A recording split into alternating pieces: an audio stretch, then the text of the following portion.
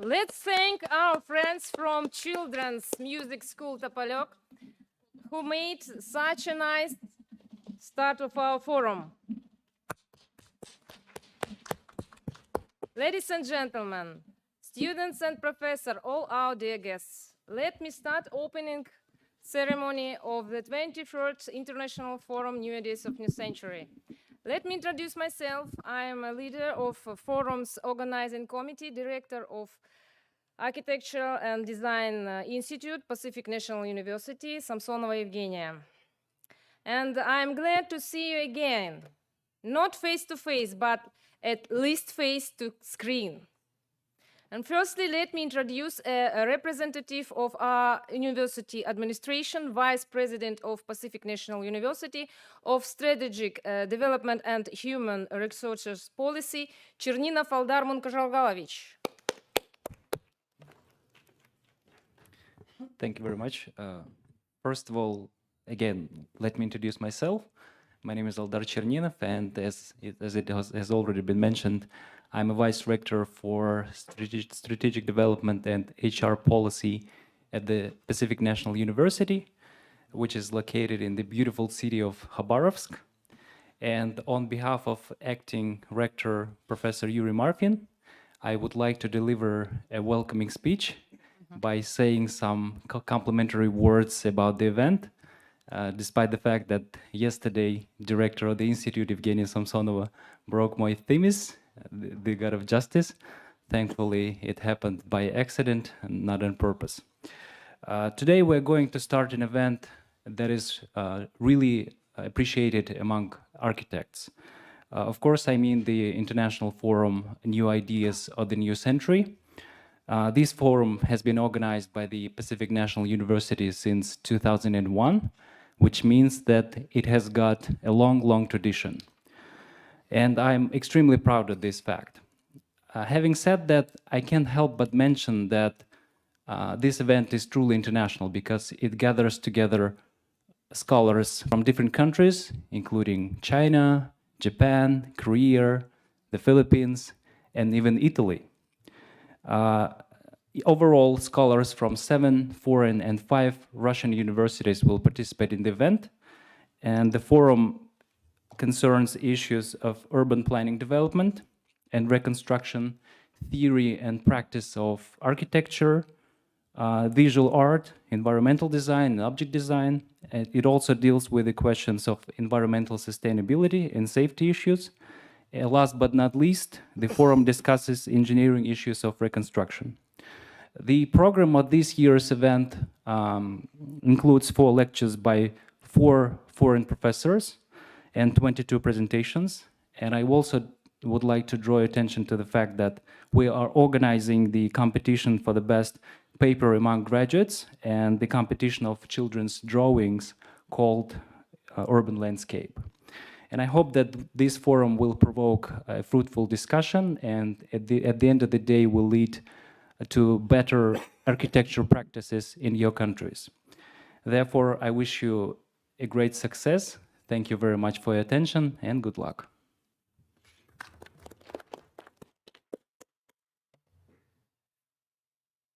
These days, we meet with our old and new friends from different universities.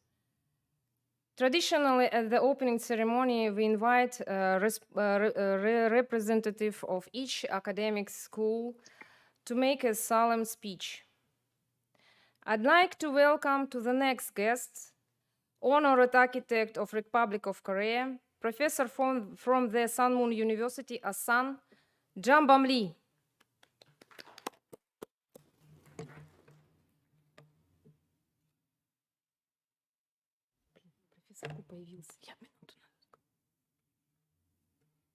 Professor Lee. Okay. Today is also beginning of the February forum. Professor Luskova and Vice President of your university.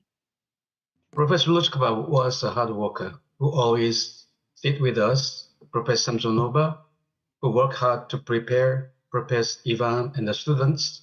I give my thanks for their careful preparation. It would be better if we sit together in one same place, but it is not that time yet.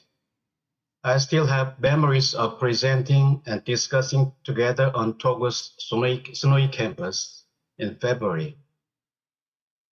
I hoped that the forum will be more meaningful with professors' research presentation and students' research presentation from now on.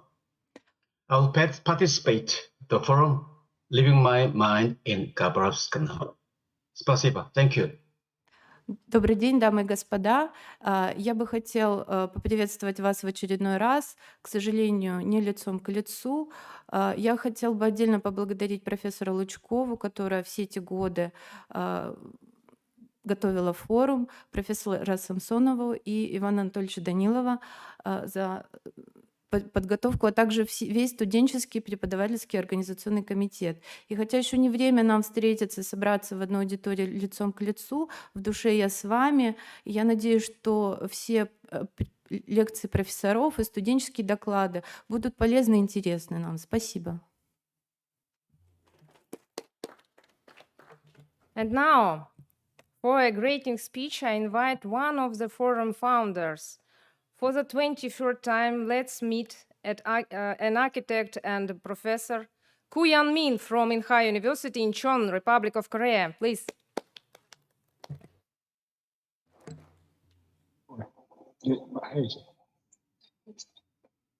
Can you hear me? Sure. Okay. I'm just out of somewhere because I'm in the middle of something. Sorry being late. Anyway, I congratulate 23rd Forum of NIONC. And unfortunately, this time I am about to retire.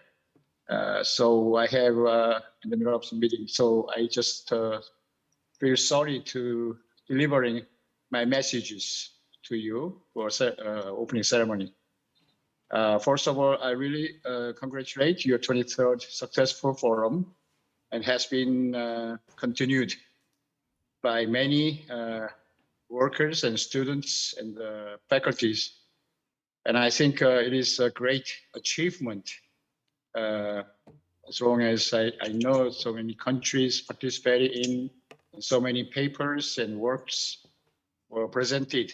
So it is one of the wonderful and great gatherings. And I also hope this forum will be also successful for having a new idea for like 2023. So it will really continue through whatever happens. So I just sending you my message and say you a greeting, Happy New Year and Happy Valentine's today. Okay. All right. Добрый день. К сожалению, в этом году я не смогу участвовать полноценно в форуме, только в церемонии открытия, так как сейчас у профессора Ку торжественная церемония его выхода на пенсию. Вот. Но он хочет пожелать нам всем удачи и говорит о том, что 23-й форум — это большое достижение, и участие стольких стран, столько лекций, докладов, презентаций. И поздравляет нас всех с наступившим Новым годом, с Днем Святого Валентина, который сегодня. И желает нам найти новые идеи для этого 23-го года. Спасибо. Thank you. For a welcoming speech, I want to invite Mr. N. Ning, Vice Director of Department of External Cooperation and Exchange of the Zilin Jiangsu University, Changchun, China. 能听见我吗？ Можете, слушайте. OK，尊敬的太平洋国立大学的各位同仁和朋友们，大家下午好。 Уважаемые коллеги из Казахстанского государственного университета и друзья, здравствуйте. 我是吉林建筑大学对外合作交流处安宁。 Меня зовут Анин, заместитель начальника отдела внешнего сотрудничества и обмена Зелинского исследовательского университета. 非常的荣幸能够代表学校参加太平洋国立大学举办的第23届新世纪新思维国际会议 New Ideas of the New Century 2023。 Я очень рада принять участие в церемонии открытия Международного форума «Новые идеи нового века» 2023. 此次会议对我校的教师和学生是一个非常好的交流平台。 Эта форум является хорошей площадкой для учителей и студентов нашего университета. 此外，我校与贵校合作已长达12年，2个合作办学项目，建筑学专业和工程管理专业，在2校的领导的大力支持下顺利运行。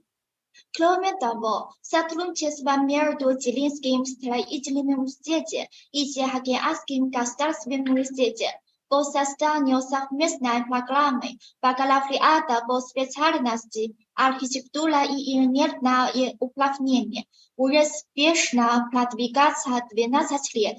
Проходит успешно при мощной поддержке лидеров двух сторон. 今后希望能与贵校更多的在科研平台上有更多的合作。 Надеемся на дальнейшее сотрудничество с вами на платформе научных исследований в будущем. 最后也预祝大会圆满成功，谢谢。 Желаю форума «Новые идеи нового века» полного успеха. Большое спасибо. Thank you. I'd like a representative of participant from Russia. The permanent of our participant, Vice Dean of Department of Design and Technology, Amur State University, Благовещенск, Наталья Анатольевна Васильева. Здравствуйте. Всем участникам форума солнечный привет из Благовещенска. Меня слышно? Да, Наталья Анатольевна. У нас за окном сегодня ярко светит солнце и щебечут птички. Это значит, что приближается весна. Природа пробуждается после зимнего сна. А наш университет вот уже более 15 лет принимает участие в форуме. И каждый год мы ждем его с нетерпением. Так как для нас он как раз как глоток свежего весеннего воздуха. Он заряжает нас энергией и новыми идеями. Пробуждает желание профессионально развиваться. Ведь на форуме происходит колоссальный обмен опытом и информацией. И это очень здорово. Поэтому я от всей души желаю всем его участникам успешной плодотворной работы, ну а форуму, конечно же, долголетия и процветания. Okay. So today in Благовещенск there is very sunny and warm weather. So please have that sunny greetings from this city, and we hope that sun will help us during our work and bring us new, brilliant ideas. Thank you.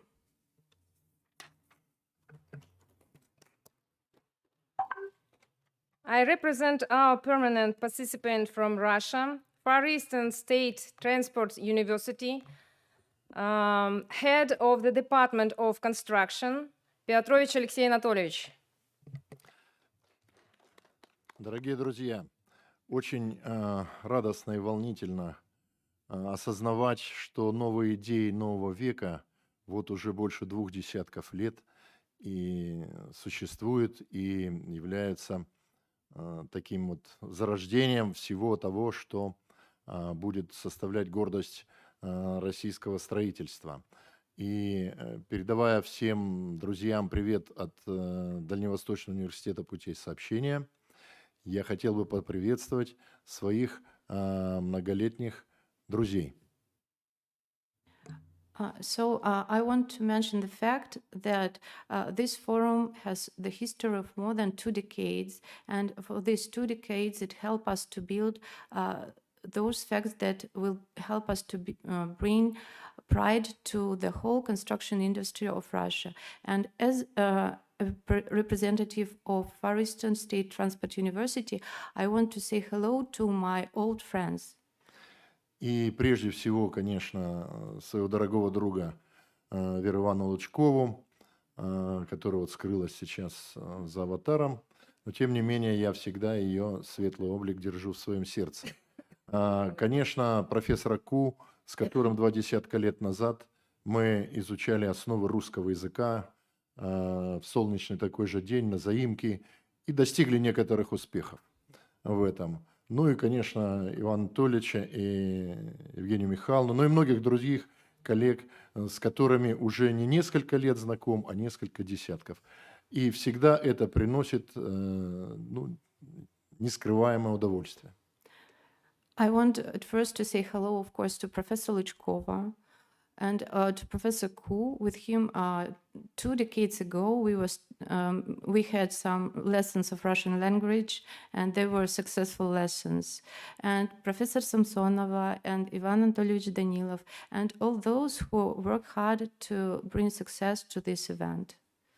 Ну и прежде всего, и больше всего мне бы хотелось поприветствовать тех молодых людей, которые здесь сегодня присутствуют, и вот, которые являются носителями передовых новых идей. Вы не только новые идеи, вы новые люди нового века.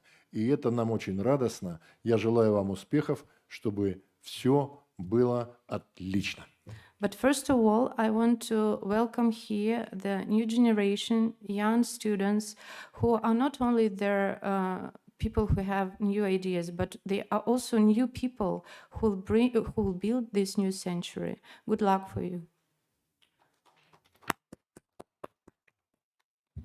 I'd like to welcome to the next guest, Professor Han, Director of Institute of Urban and Rural Planning Theories and Technologies, Zhejiang University, Hangzhou, China.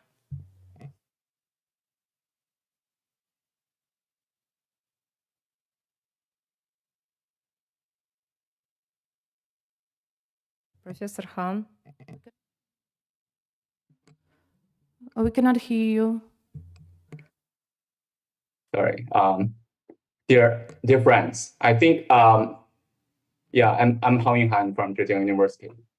I think I know several of the delegates here a long time ago, almost 20 years ago when I was a student in Tsinghua University. I think I met Professor Luchkova for the first time. And here I saw Mikhail. Yeah, actually, we're in another network. It's called Inter-University Seminar on Asian Megacities. It's also over 20 years for that network. But it is really an honor to be here today at the International Scientific Conference, New Ideas of the Century. On behalf of my research institute, I'm excited to be a part of this gathering of brilliant minds from all over the world. Actually, with new ideas in architecture, landscape architecture, and urban planning, we have the potential to change the world, especially the physical world, in ways we can't imagine. I really look forward to engaging in thought-provoking discussions, making new connections, and contributing to the advancement of architecture, landscape architecture, and urban planning, or even broader urban science.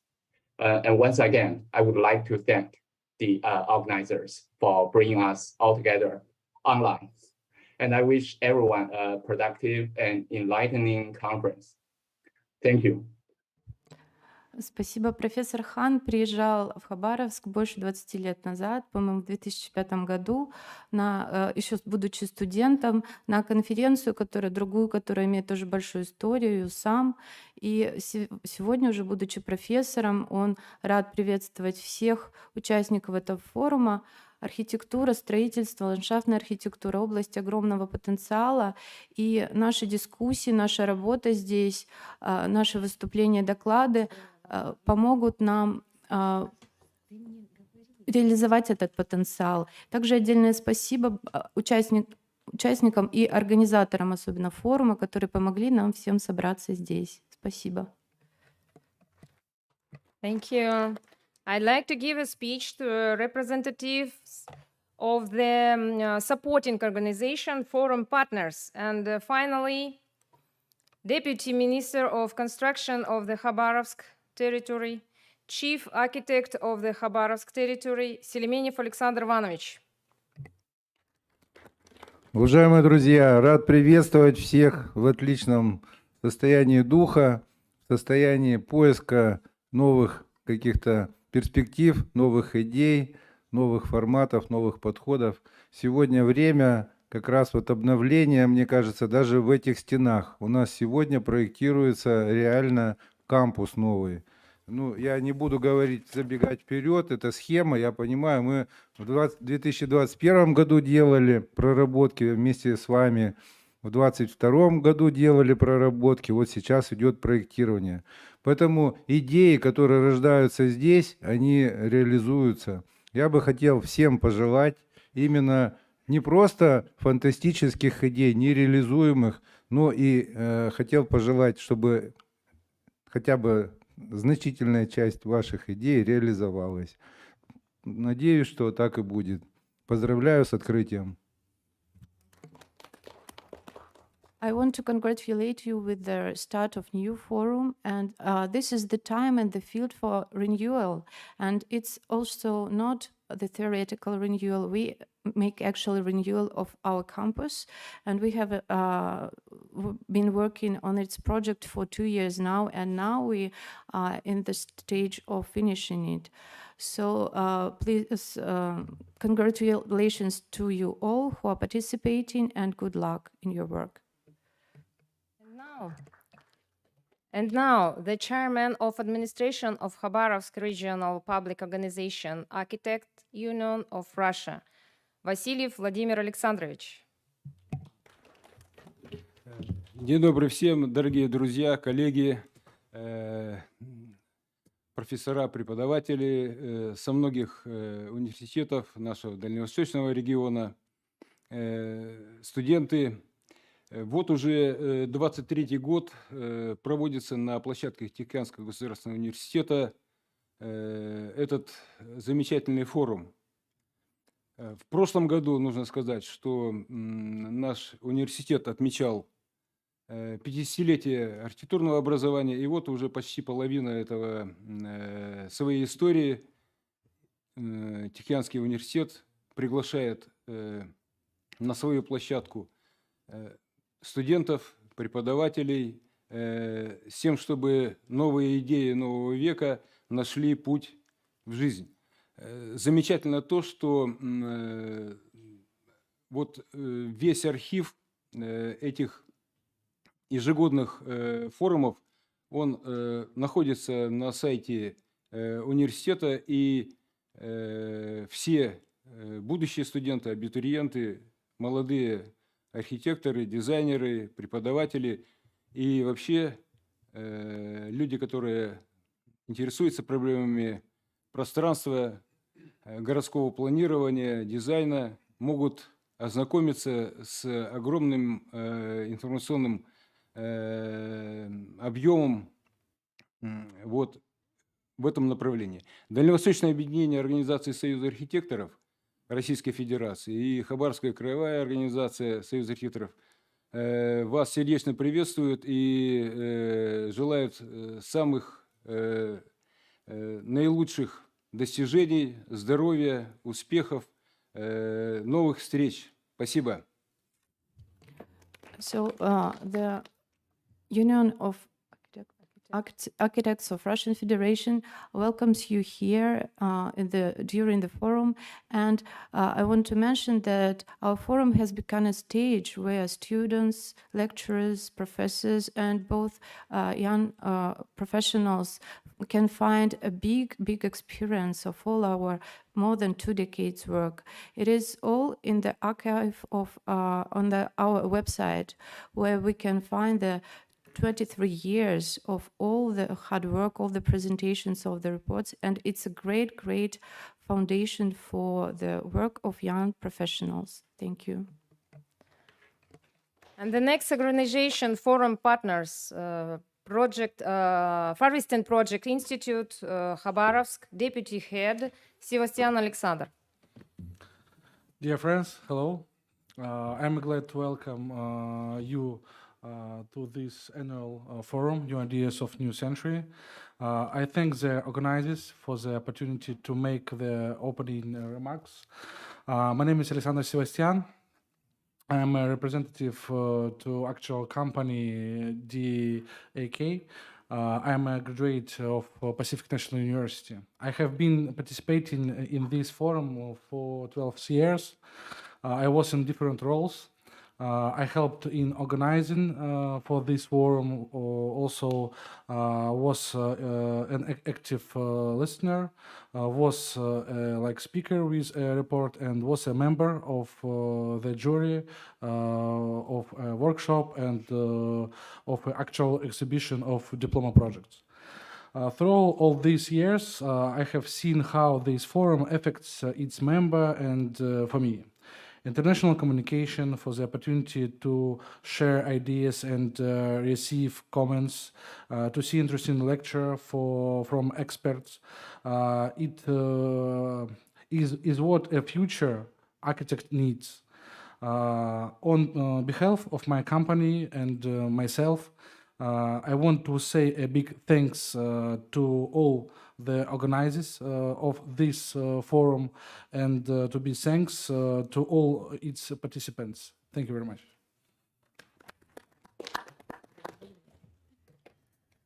So, I want to give a word to founders of our institute. First of all, Professor of our institute, Honored Architect of Russian Federation, Professor Kradin Nikolai Petrovich. A few words. Не просил слова. Новые идеи – это интересная, конечно, вещь, перспективная. И вот мне за мою бытность здесь надо сказать, что все 50 лет, которые существует специальность, все эти 50 лет я работаю здесь. И 25-й форум, 20-й, 30-й, не знаю, доживу ли до 30-го, но тем не менее, наблюдая вот это мероприятие, я вижу, что как изменяется молодежь, отношение молодежи к профессии, и имеется тяга к этой архитектурной созидательной профессии.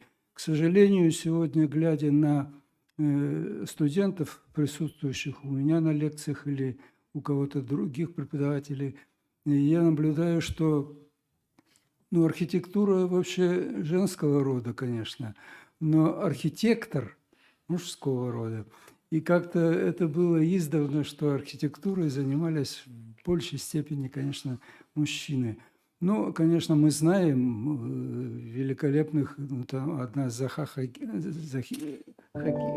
Хадид, чего стоит, и имеются и другие подобного рода дамы, которые дадут фору не одному мужчине-архитектору, а целой плеяде, целому целой группе, комплексу и так далее. Потому что примеры есть. Профессия становится доступной буквально для всех, и для мужчин, и для женщин. Это интересная профессия, пожалуй, самая лучшая профессия, и я думаю, что вот студенты, которые присутствуют здесь, они не разочаруются в том, что выбрали именно эту профессию. Успехов нашему очередному форуму и хороших докладов всех, кто будет выступать. Успехов и еще раз поздравляю с этим хорошим, замечательным просто праздником. Спасибо. Спасибо. Thank you. Переведите, надо чуть-чуть кратко. Sure. Professor Kradin had been working in our institute from the time of its start for 50 years now. And through all these years, he was observing what students come to the university. And in the last few years, he have mentioned a very interesting fact that actually a profession of architect changes its gender. Traditionally, a male profession, now it becomes more of a female face. And he wants to wish good luck to all the students who are here today and to tell them that actually architecture is the best profession in the world and you will never regret becoming an architect. Thank you. We started our ceremony with the greetings of the one of the forum's founder, Professor Ku, and I want to finish it welcoming another professor who started the forum 3 years ago. I'd like to give a speech to the scientific supervisor of Institute of Architecture and Design, Pacific National University, Professor Лучкова Вера Ивановна.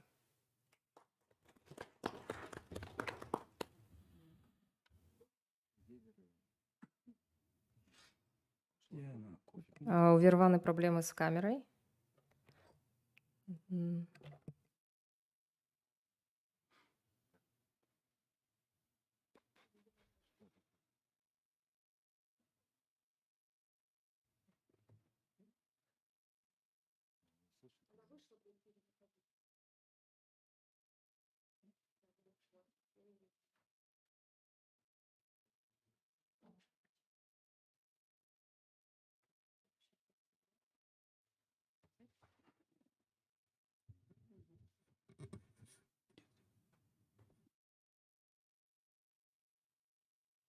I think Professor Vera Ivanovna maybe will speak your welcoming speech at the next section.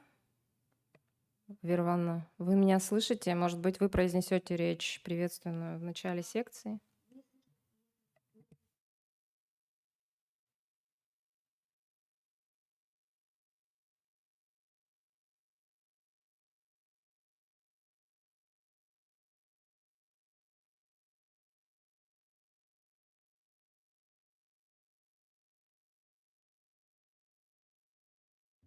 Maybe Professor Lichkova, she has some problems with her Zoom link. Maybe she will give her speech at the beginning of the next section, as she will be the chairman of the next section.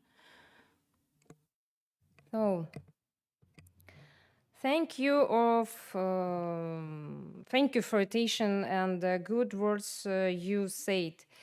We wish you all successful speeches and interesting discussion. Good luck.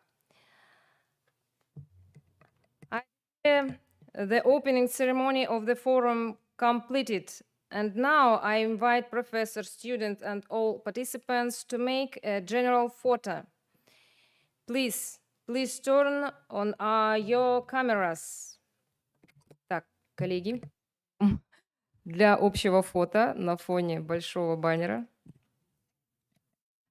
Пожалуйста, все, кто подключен, включите камеры. Please turn on your cameras.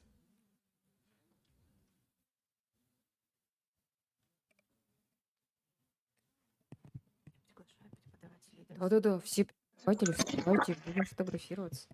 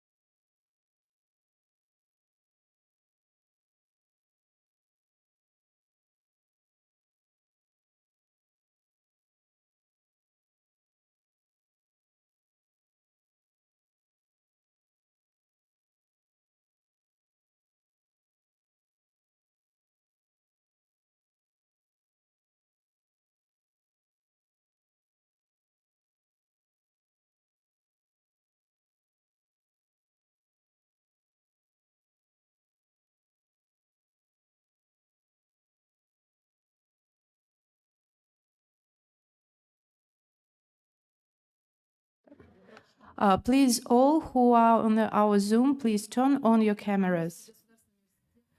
Amursk State University, please. Mr. Mahmoud Mabruk, can you switch on the camera, please?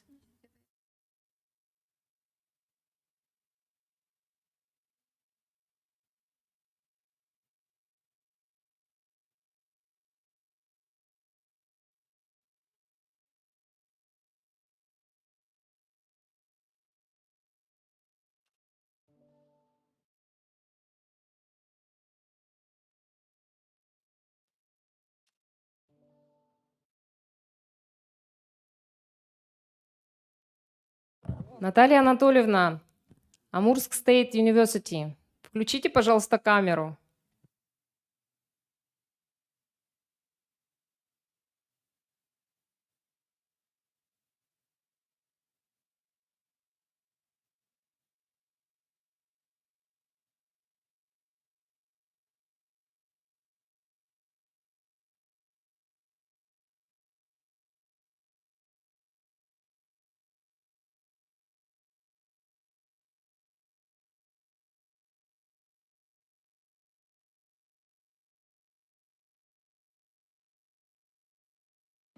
Thank you very much.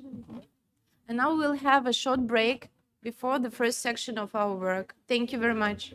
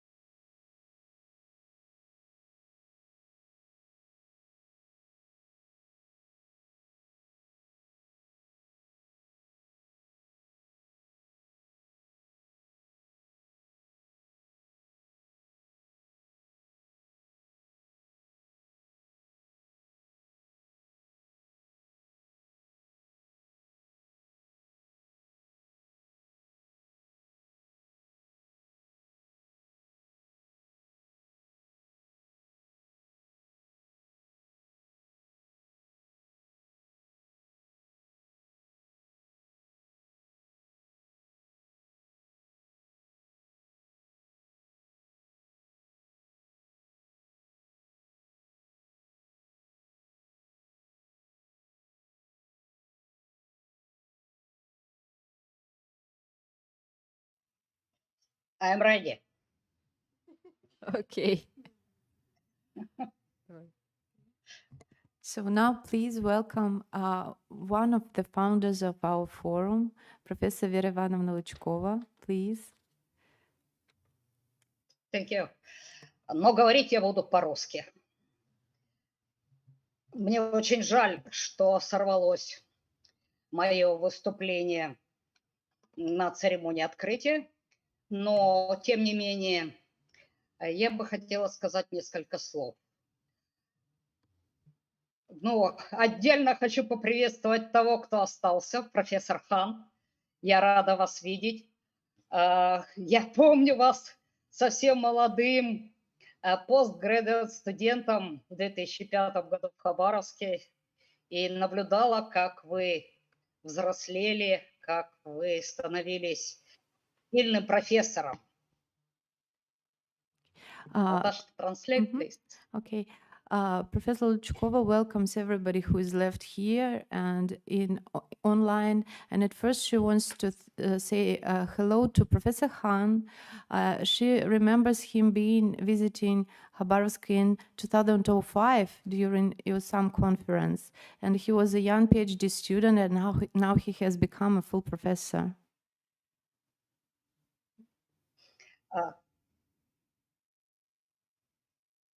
И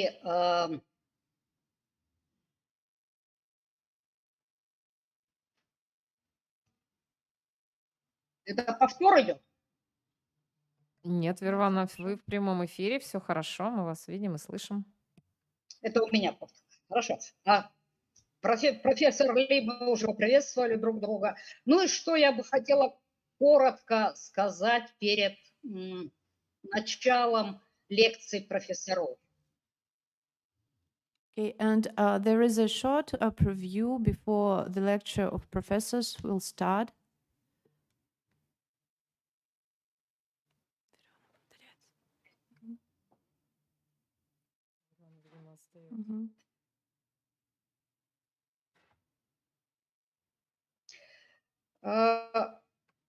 Главная задача нашего форума – это все-таки новые идеи.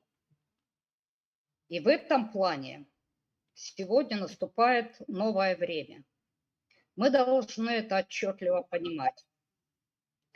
Мы должны понимать, что наступает очередное массовое использование очередной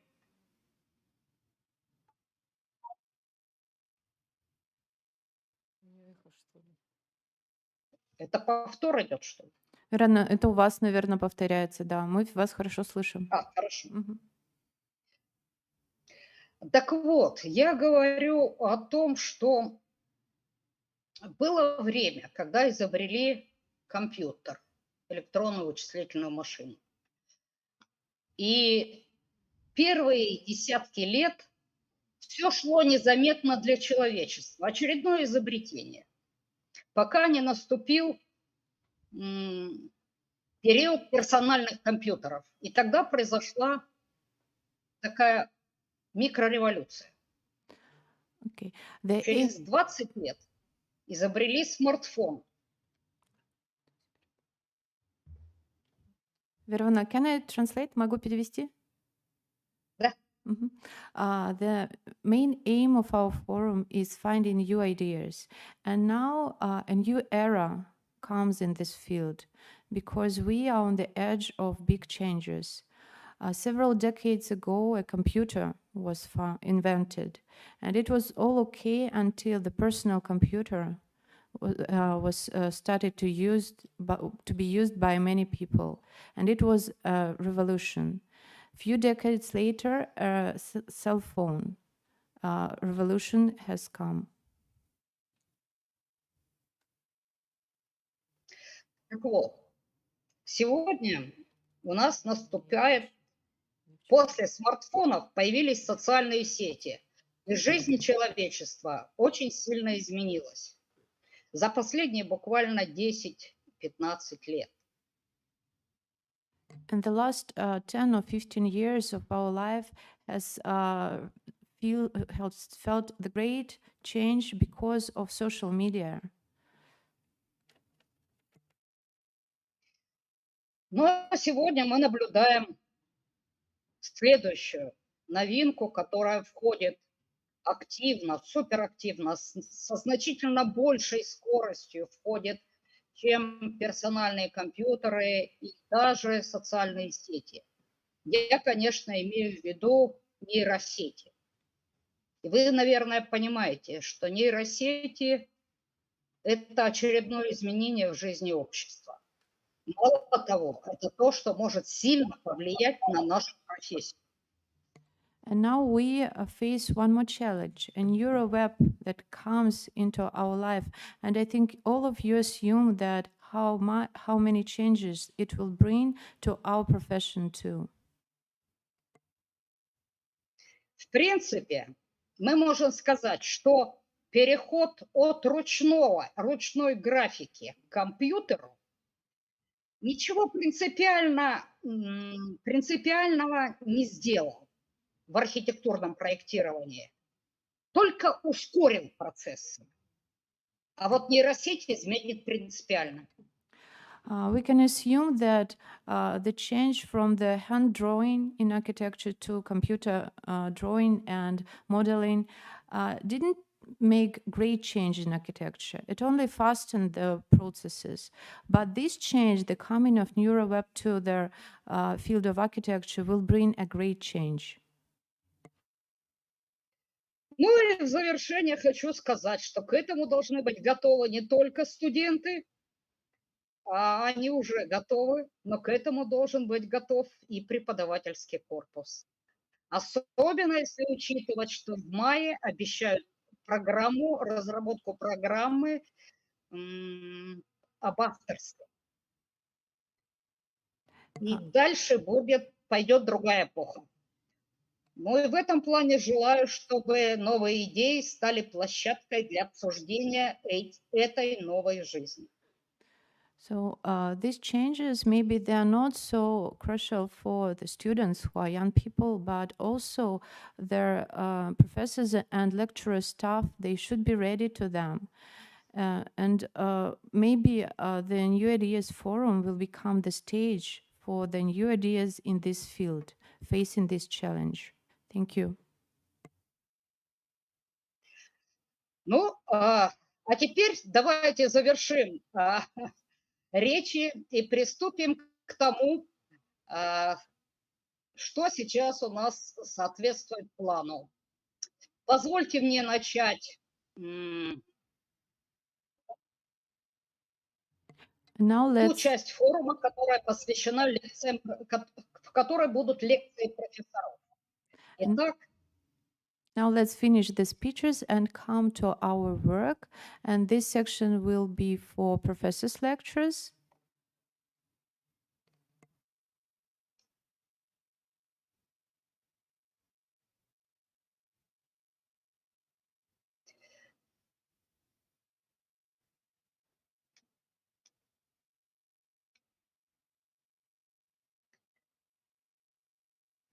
Итак, я объявляю первую лекцию. Now I announce the first lecture. Об истории архитектурной школы Хабаровска, лектор профессор Самсонова Евгения Михайловна. The word is given to Professor Evgenia Mikhailovna Samsonova with a speech about Khabarovsk Architectural School and its history. Please welcome. Евгения Михайловна, прошу вас. Thank you so much, Professor Лучкова.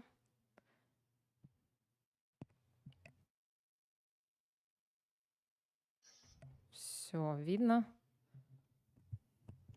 Are you hear me? So, my name is Samsonova Evgenia. I'm a Dean of Architecture and Design Faculty Institute of Pacific National University. And my speech is devoted to the history of the development of Khabarovsk Architectural School. It turned 50 in September 2022. Professor Luchkova and I have written a book about it.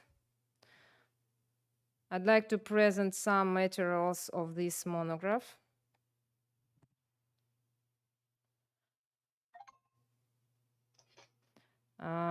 We can see this slide, Khabarovsk Architectural School celebrated in November 2022. More than 50 years ago, in the mid-noughties, my colleague and Dean faculty, Professor Luchkova, began to collect materials. 5 chapters of this developed to the history, teachers, graduates, and their projects. There are various models for the development of university education in the world.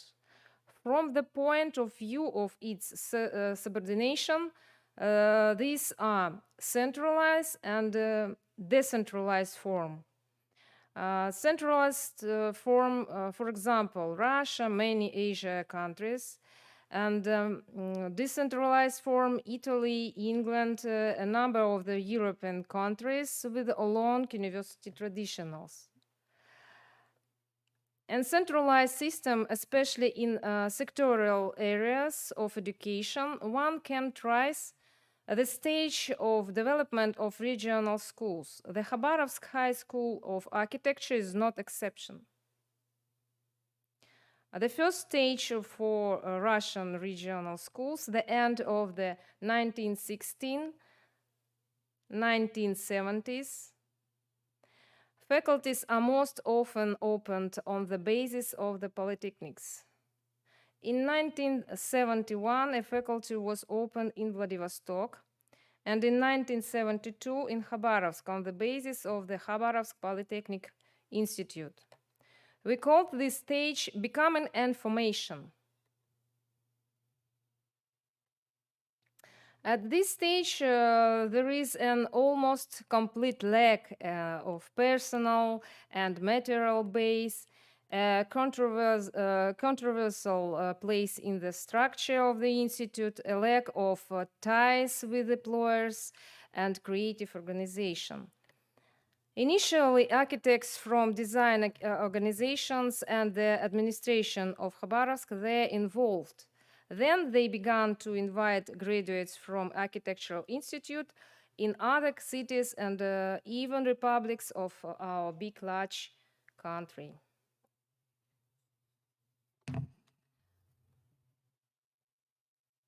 This is how we got to know of future stars, Professor Luchkova, Kradin, Gornova, and others. Everyone was very young, so life at the faculty was very, very active and fun. The mentality of the school was founded at this time. For example, the tradition of trips to historical cities of Russia to practice drawing give not only professional competences, but also consolidate friendship between students. You know, the architectural community is one of the most friendly. The next decade of shock. What is how Professor Luchkova marked this period of the 1980s? What was typical at that time? PhD defense of young teachers, our own scientific school, is begun formed. Increased contact with the creative organization, primarily with the Union of Architects. Architectural education is becoming prestigious. The number of the students is growing. But, however, this was the reason for such a name for this period. It became difficult for graduates to find work. And science at that time, the government was a responsibility for employment across the country. They began to reduce enrollment in architectural faculties. And in Khabarovsk, they even stopped recruiting for 2 years. Much had to be restored after. The next period, search of identity, 1919s. the wind of change, the opening of borders, the beginning of international contacts. Collaboration in science on grants with European scientists, but colleagues from Korea, China, and Japan turned out to be the closest. So in 1997, a seminar on architectural education was organized with an Ansung National University from South Korea, headed by Professor Kim Dae-ik. A cooperation agreement was signed with the Faculty of Architecture and Harbin Institute of Technology, and the first international competition of students' project Spectrum 97 was organized. What is important is that an architectural class is open at the school number 15, Khabarovsk.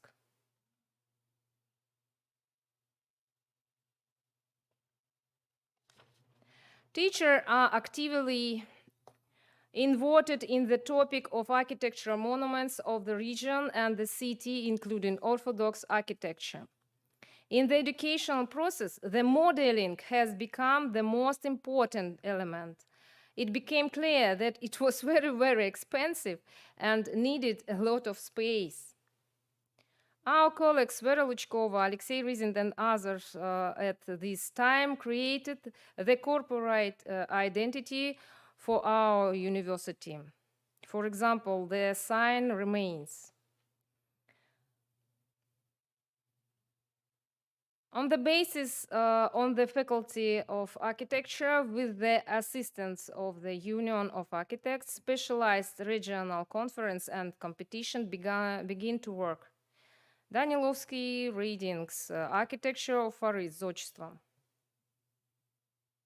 So the next period, formation of polylogy. Notice, the turn of the century is a rare phenomenon. It is often associated with some striking events. For the Khabarovsk Architectural School, these are: the faculty magazine lines appeared in general, many textbooks and monographs are published. Participation in various international competitions, rise in PhD defense among young. Projects for the reconstruction of Russian architecture in the northwest of China, and conducting training practice abroad. Finally, the first long-term international project. First of all, forum, New Ideas of New Century. Thank you to efforts Professor Luchkova and Professor Kuya-Min from Inha University of South Korea. Inter-university seminar, the entry of our faculty not only among the participants, but also the organizers.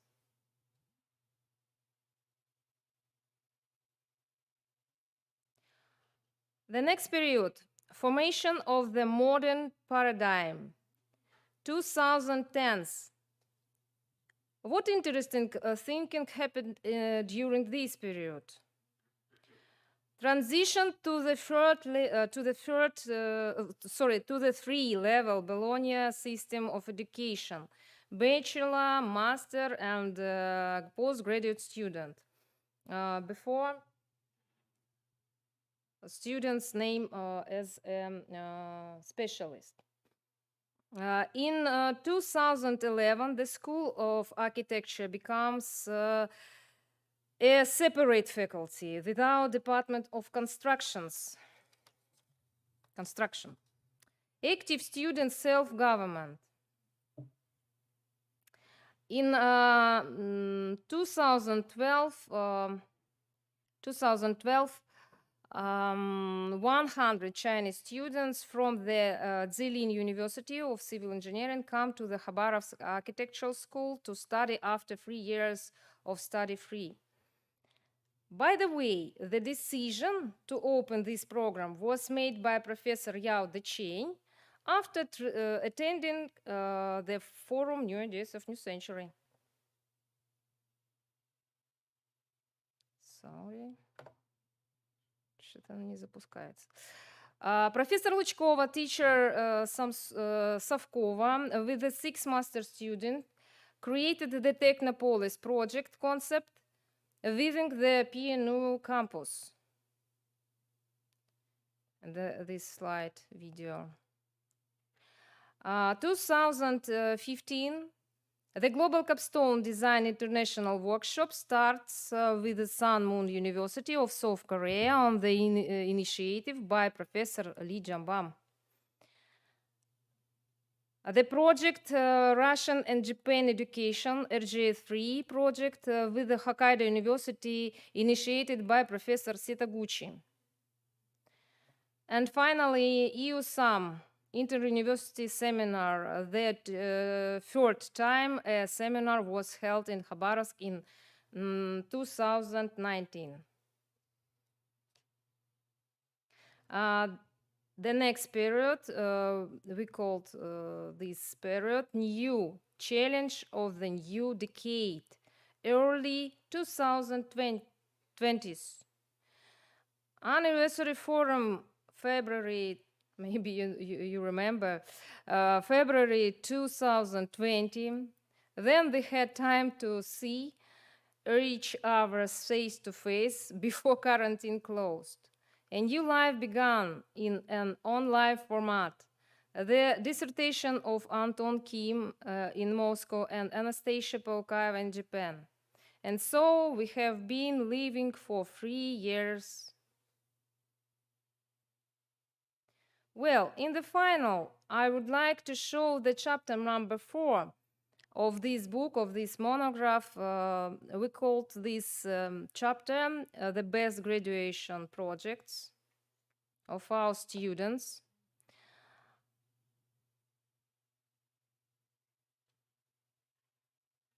We can see the evolution of these works of the Khabarovsk Architectural School, which can be identified as from hand-drawing graphics to computer graphics. Such interesting work. This is work Notice. This is work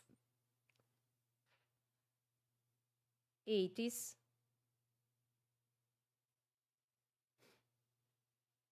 '90s. This is work Specialist. Specialist, Notice. The first work, Master Student, 2004.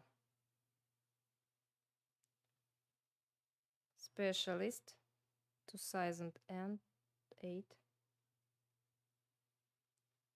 The work Master Student, 2016 Specialist. Bachelor. This is the work 2015 Bachelor. This is work by Sebastian Alexander, who said greeting words on the opening ceremony.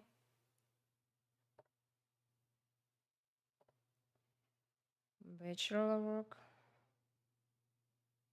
master student work, and work our graduates last year, 2022, bachelor, and 2022 master students. What during to the end my presentation, the history of our architecture school continue and still to come. Thank you for your attention. That's all.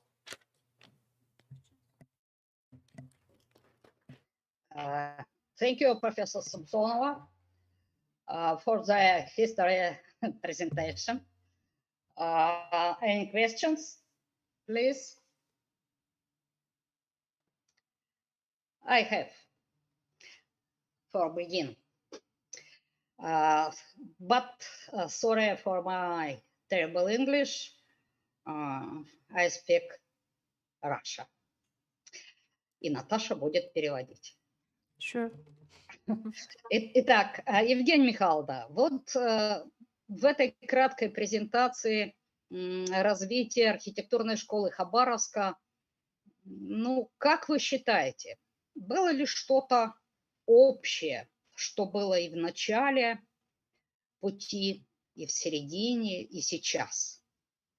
Или нет? Или вот изменения шли кардинальные?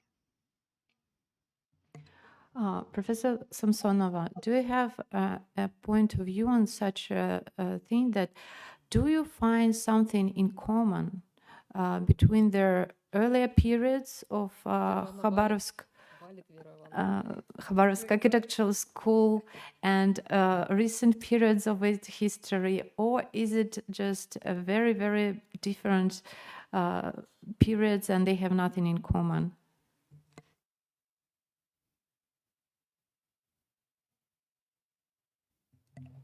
Верван, вы как на экзамене прям валите. Почему? Вы работаете в этой школе порядка 15 лет, наверное. Нет, даже больше.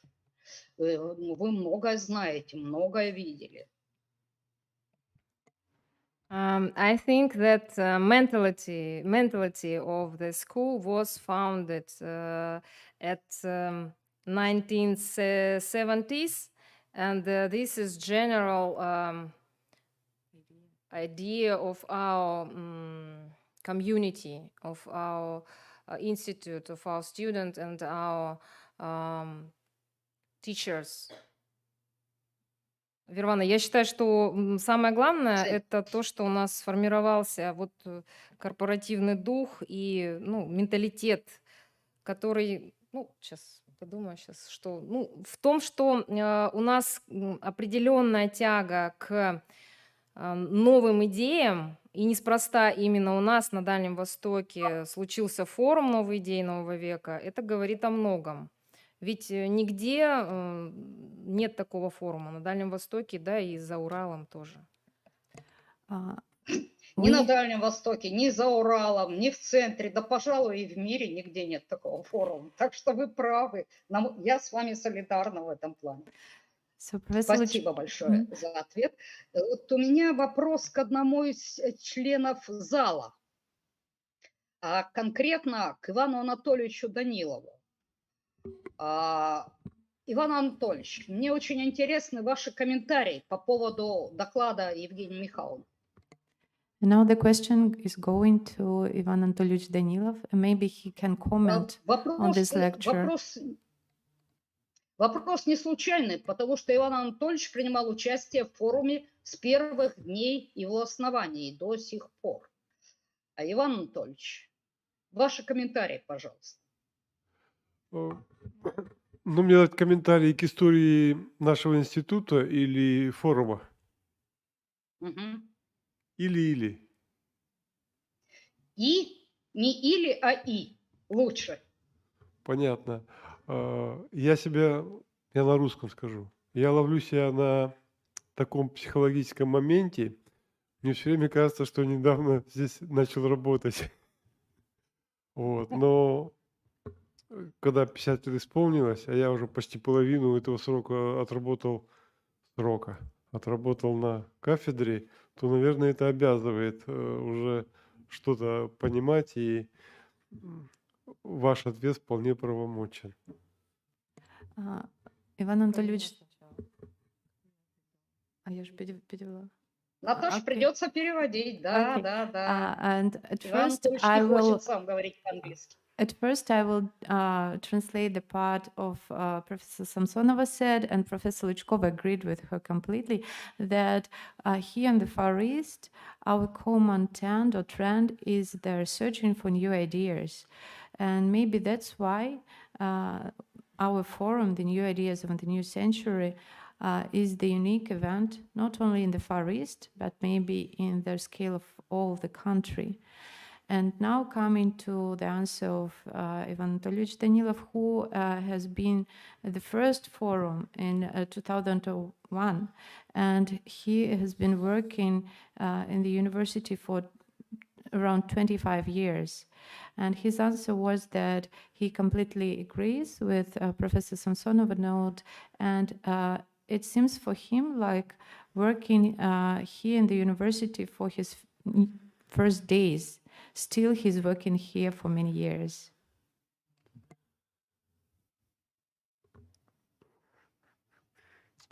Ну, мне доклад очень понравился. А мне вообще само издание очень понравилось своим дизайном. Я, наверное, как ребенок, впервые открывший книгу, смотрел на это с некоторым удивлением, а потом уже узнаешь, ага, вот здесь я был, здесь я видел что-то, где-то участвовал. Но давайте теперь уже серьезно. На самом деле, благодаря форуму, деятельность нашего факультета не просто значительно расширилась, а мы интегрировались в международное образовательное архитектурное пространство, и мне думается, мы вполне себя уверенно в этом чувствуем. Я очень хочу, чтобы эта уверенность и понимание передались нашим студентам, и они с пониманием с этим и с большей ответственностью осознавали свое место в нашей профессии и строили вместе с этим свою карьеру. At first, Mr. Danilov, he mentioned the book itself, its design, and that at first slides he was looking at the new book, like a child looking for a new book. But speaking seriously, he said that our forum, the New Ideas, it helped our department, our institute, to become a part of international community and to become a rather equal part and play an important role in it. So it is the base for the students and for the new generation to also to become the part of it, this community.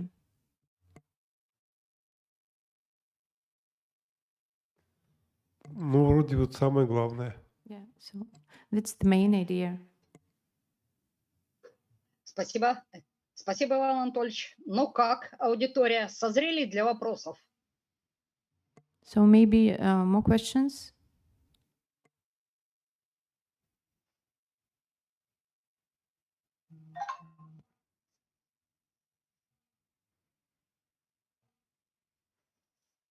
Так, хорошо. Ну тогда у меня вопрос еще один будет. So one more И question вопрос for у меня Professor будет... Лычкова. Мгм.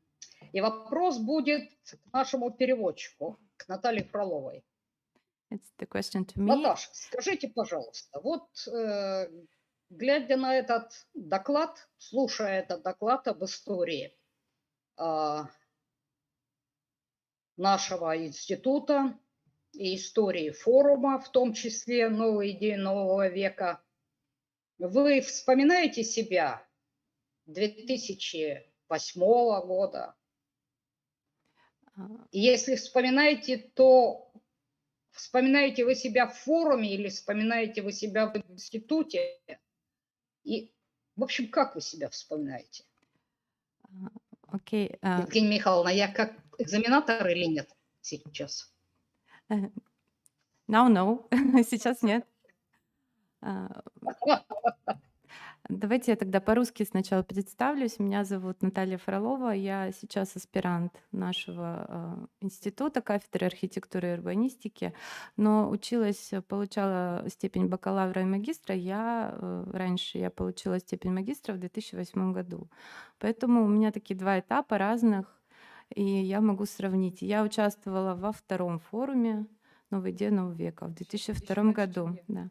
So maybe I will introduce myself. My name is Natalia Frolova, and I'm a PhD student of our department of architecture and urban design.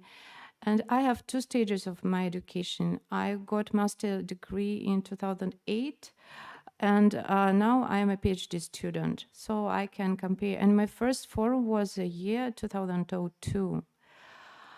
Мне кажется, что вот я сейчас судорожно вспоминаю слово преемственность по-английски, да, я не могу его вспомнить. Вот, но мне кажется, что вот эта вот преемственность поколений, она чувствуется, она никуда не уходит. Получилось, наверное, у меня застать поколение преподавателей, студентов 90-х годов, когда еще все рисовали диплом в университете, оставались ночевать, да, и утром можно было встретить людей с зубной щеткой, которые всю ночь рисовали свой дипломный проект. Вот потом это все перешло в проектирование на компьютере, но вот дух, наверное, да, правильное слово, дух университета, он остался. So I try to.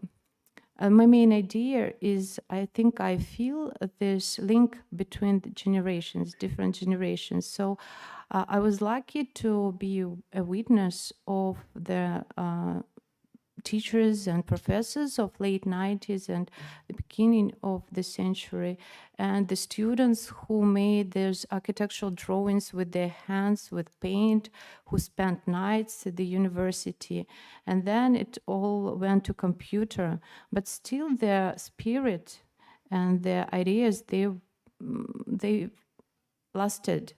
And I think that they come to the nowadays generation. Я думаю, что вот эти идеи, они, правда, перешли на современные. Я не знаю, насколько они передаются современным студентам, но я надеюсь. И правда, может быть, стоит открыть какой-нибудь первый сборник, да, наш и сравнить. И я думаю, что на самом деле они будут похожи, у них будут новые идеи. So I'm sorry for long speech, and I think that if we open a first book of our first forum, we can think that it's similar to our this year book. So thank you. Верван, экзамен, да? Да, молодцы. Ну вот и теперь, вы знаете, ну если кто-то в зале хочет задать вопрос, пожалуйста, сразу говорите это. Но я хотела бы в продолжение.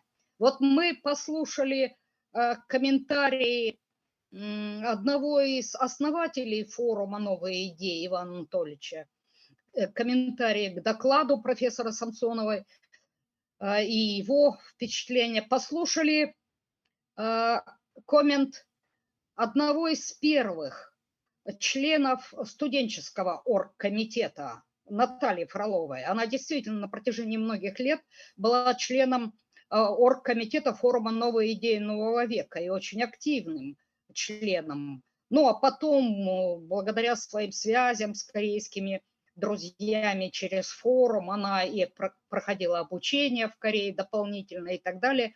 Но вот у меня вопрос еще к одному представителю сегодняшнего зала. Я имею в виду, Дмитрий Сергеевич Целуйко, вас. Вы представитель молодого поколения членов оргкомитета и тоже начали со студенческих времен участвовать в новых идеях, а потом и вы сами. Ваши комментарии. So now Дмитрий Сергеевич, wow. We've listened to the comments of one of the teacher staff organization committee members, and we've listened to the students member of organization committee. And now maybe Professor Luchkova wants to comment a new generation of the teachers who also started his work on the forum from the students organization committee, right? Дмитрий Целуйко. Okay. Здравствуйте, меня зовут Дмитрий Целуйко, я доцент кафедры архитектуры и урбанистики. Я не так долго занимаюсь форумом относительно остальных участников и присутствующих здесь, но за это время заметил уже некоторые подвижки, разницу. В первый раз я принял участие в форуме в 2015 году как участник, в последующем уже участвовал в организации форума и позже стал одним из организаторов конференции. Основные изменения, которые я заметил, это тематика докладов. Как уже упомянула Вера Ивановна, сейчас наступает новое время, нейросети, и постепенно все движется в эту сторону. Если раньше проекты были более, можно так выразиться, аналоговые, то сейчас используются более новые технологии, какие-то методы расчета, конструкции, поиска формы, все это больше опирается на какие-то компьютерные источники, нежели на человеческий опыт, хотя и первое и второе в симбиозе дают лучший результат. Это относительно изменений, а относительно какой-то... Дима, ой, извините, Дмитрий Сергеевич, please translate. Okay. Hello, my name is Dmitry Tsiluika. I'm assistant professor of architecture and urban studies department. I'm so young organizer of this forum, one of the youngest. My first time of participant in the forum of New Idea of New Century was 2015. And after a few years, I became one of organization of this forum. So, but nowadays I can't say that that's a different in articles, different theme of studies, the research of a participant. We can see many computers, technologies. We can see many algorithm, many new technologies in this research. And I can say that there is some same things between all this new research and old research. There is a history and the same structure, same base of this research. So that's all. Thank you.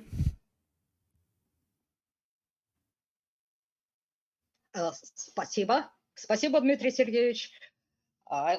Да, экспромт, ну что делать, уважаемые студенты, вы должны, уважаемая публика, вы должны понимать, что жизнь, она достаточно сложная. Иногда бывает, что приходится экспромтом выдавать какие-то свои быстро мысли, достаточно законченные, качественные.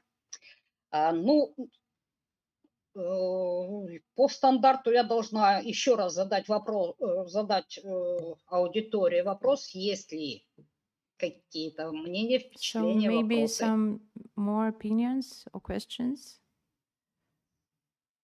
Если нет, тогда время наше подходит к концу. Еще раз большое спасибо Евгении Михайловне за очень интересную презентацию. Действительно, как-то так начинаешь окидывать взглядом, единым взглядом весь этот достаточно большой период. Спасибо. Первая лекция закончена.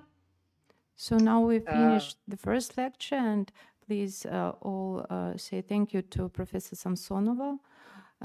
She showed us the real pictures of our school history, and it was very curious to look at it. Okay. Спасибо. Теперь у меня вопрос к нашему координатору Ирине Леонидовне. Ирина Леонидовна, что у нас со следующей лекцией? Yes, we have Professor Lani. У нас подключается сейчас профессор Лани. Давайте подождем 2 минуточки. Ага, подключается. Прекрасно. Прекрасно. Okay, we will wait for a couple of minutes.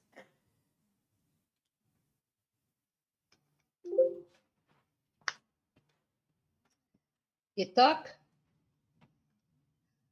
мы можем объявить, да? Объявляется следующая лекция. Заведующий кафедры Филиппинского университета Сан-Карлос Лани Белла. 70 лет архитектурному образованию в университете Сан-Карлоса. And so now we are starting the second lecture, and we want to give a word to Bella Lani, who represents San Carlos University in Cebu town, a city in Philippines. And the topic of his lecture will be the 70 years of architectural education in the University of San Carlos. Please welcome. So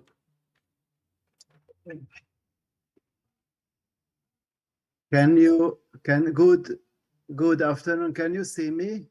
Yes, we can see you and listen, hear you very well. Yes. Okay. So I have how many? 45 minutes. Yes. So good afternoon to each of you. I would like to lecture about 75 years of architecture education at University of San Carlos. 70 лет архитектурного образования в университете Святого Карлоса. Профессор Ваня, может быть, вы русский? Вы Я говорите венгр, по-русски? я венгр, я владею русским, потому что я жил в Республике Беларусь долго, поэтому. Боже мой, родственник. Отлично, слушаем внимательно. Just tell me if something is not appearing here. So I would like to show first the abstract. This year we celebrate 70 years of architecture education at the University of San Carlos. Rationale of this study is the need systematic inquiry on periods, motivations, and achieved results of this long period of time. Probably each of us are educated in an architecture department, so you can compare our department with your own department in Russia or in other countries. And so we are very happy that we have 70 years already architectural education. And so we would like to look back. What does it mean? We want to distinguish periods in the 70 years, assign advocacies and educational methods, and USC-specific solutions. It wants to show present the department's development from the needs of a quick post-war reconstruction to a systematic curriculum, which expanded first with fine arts direction, with digitalization, later with specialized research units. Also analyzes the department's present openness for global trends and international cooperation. I prepared also in Russian here, so I will not read it, but you can read. So in an inductive method, the study matches persons and initiatives with advocacies and educational methods. Research tools beyond the researcher's own observations, interviews were used. So I went after people who remember these times. In conclusion, the research presents how USC architecture education contributed to the architecture discourse in the Philippines and USC's own advocacy. So next slide shows the hypothesis.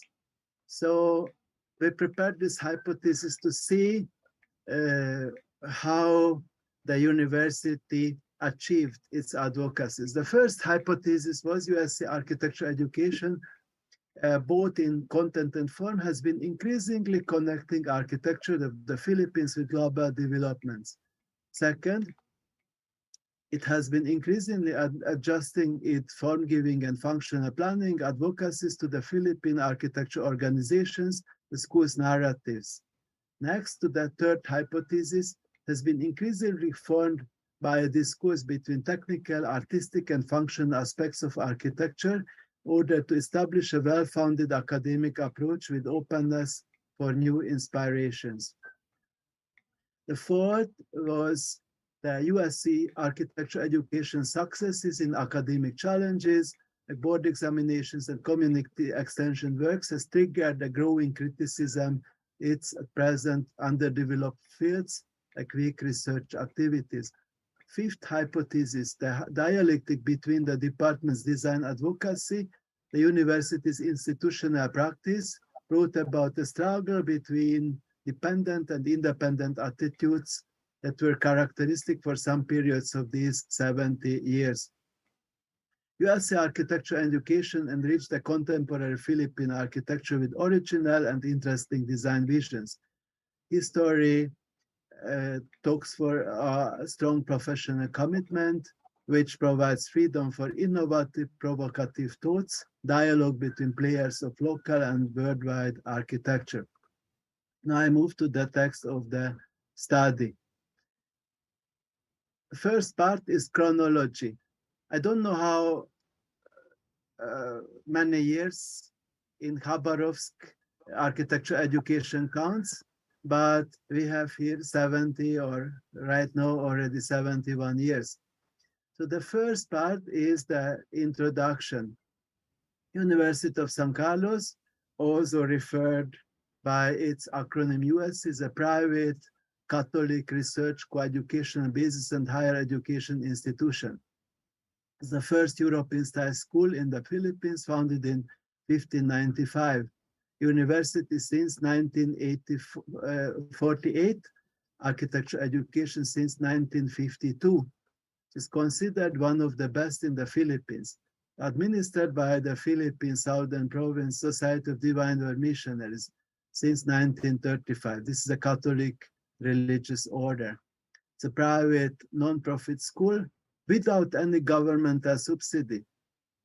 I don't know how is your situation in Khabarovsk, but for us it's very difficult to get all the money together to run the university.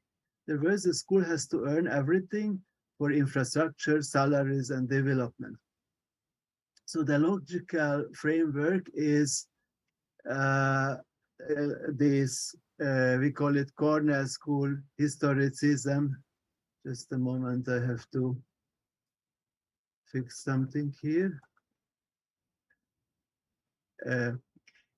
Corner school historicism, connecting formal manifestos with underlying conceptual matrices.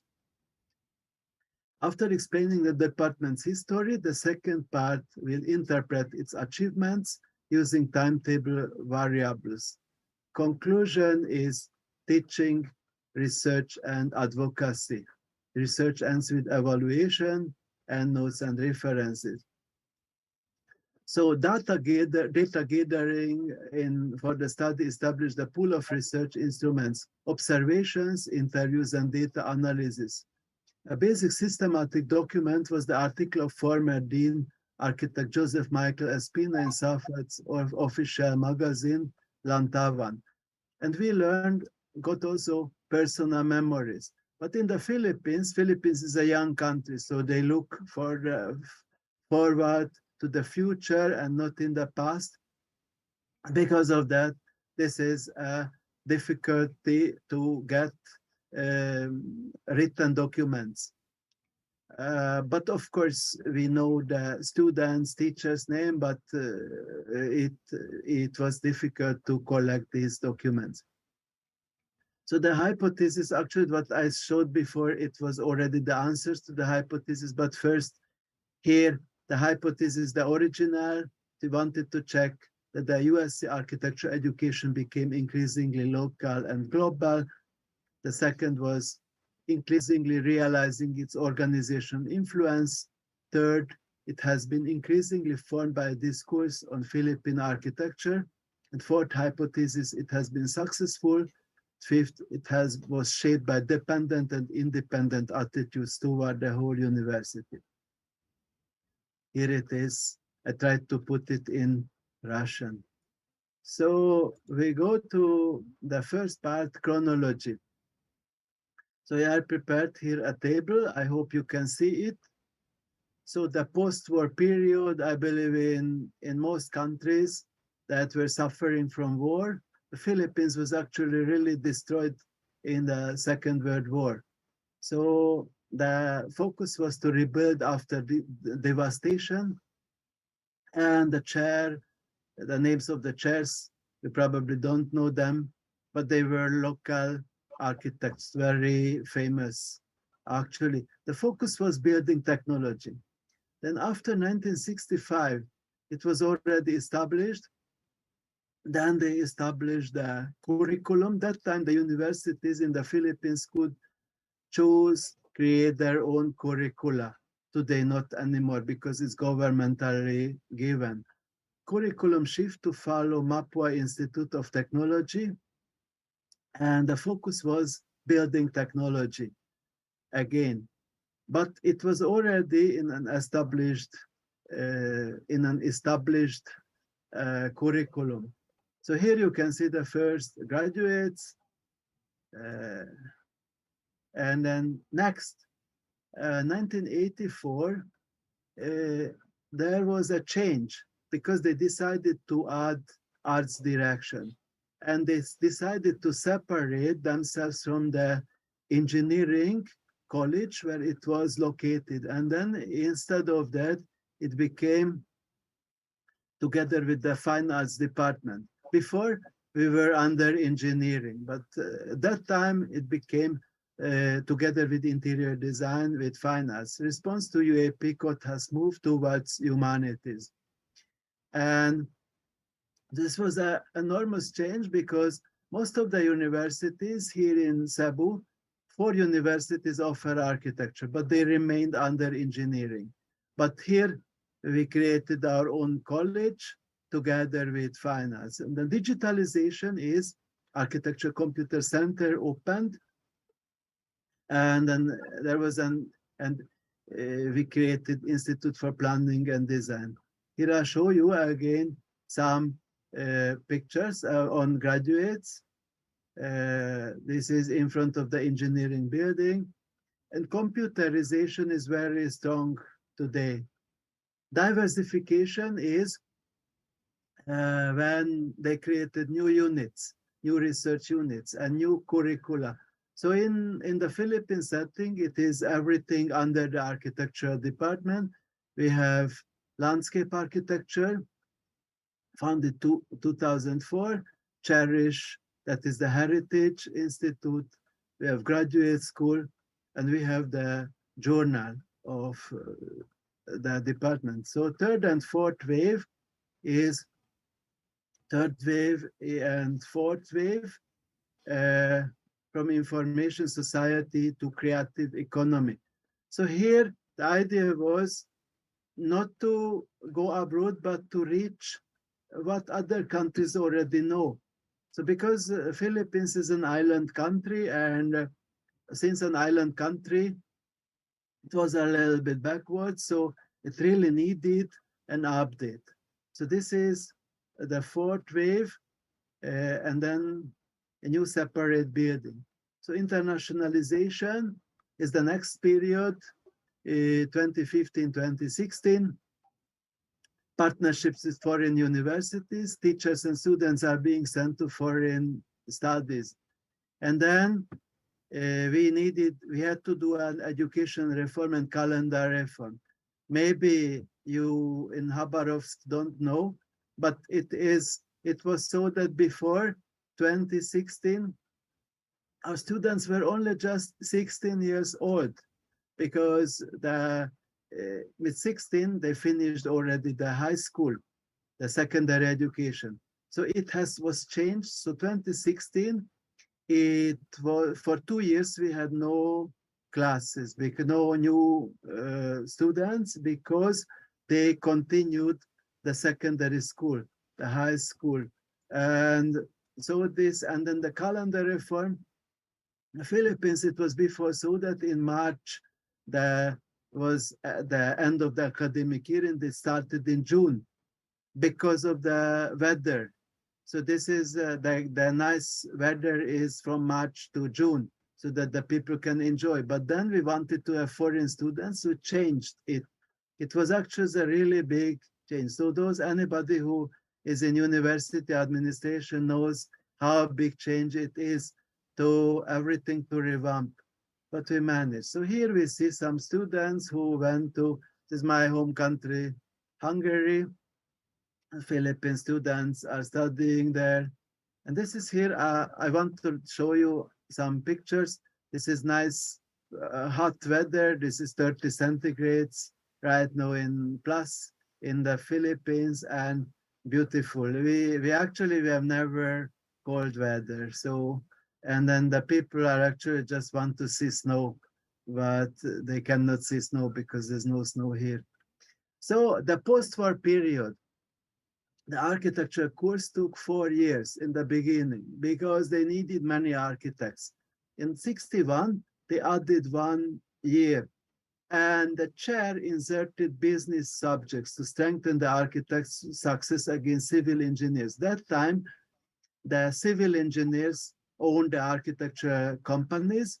The architects were just employees.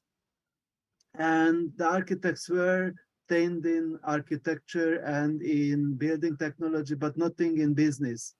So they did this, but with that, education became more expensive.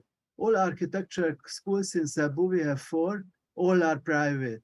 So it was, and then then our competitor school, Cebu Institute of Technology, maintained 4 years, and so many students went there. But those who remained with us, they learned actually more.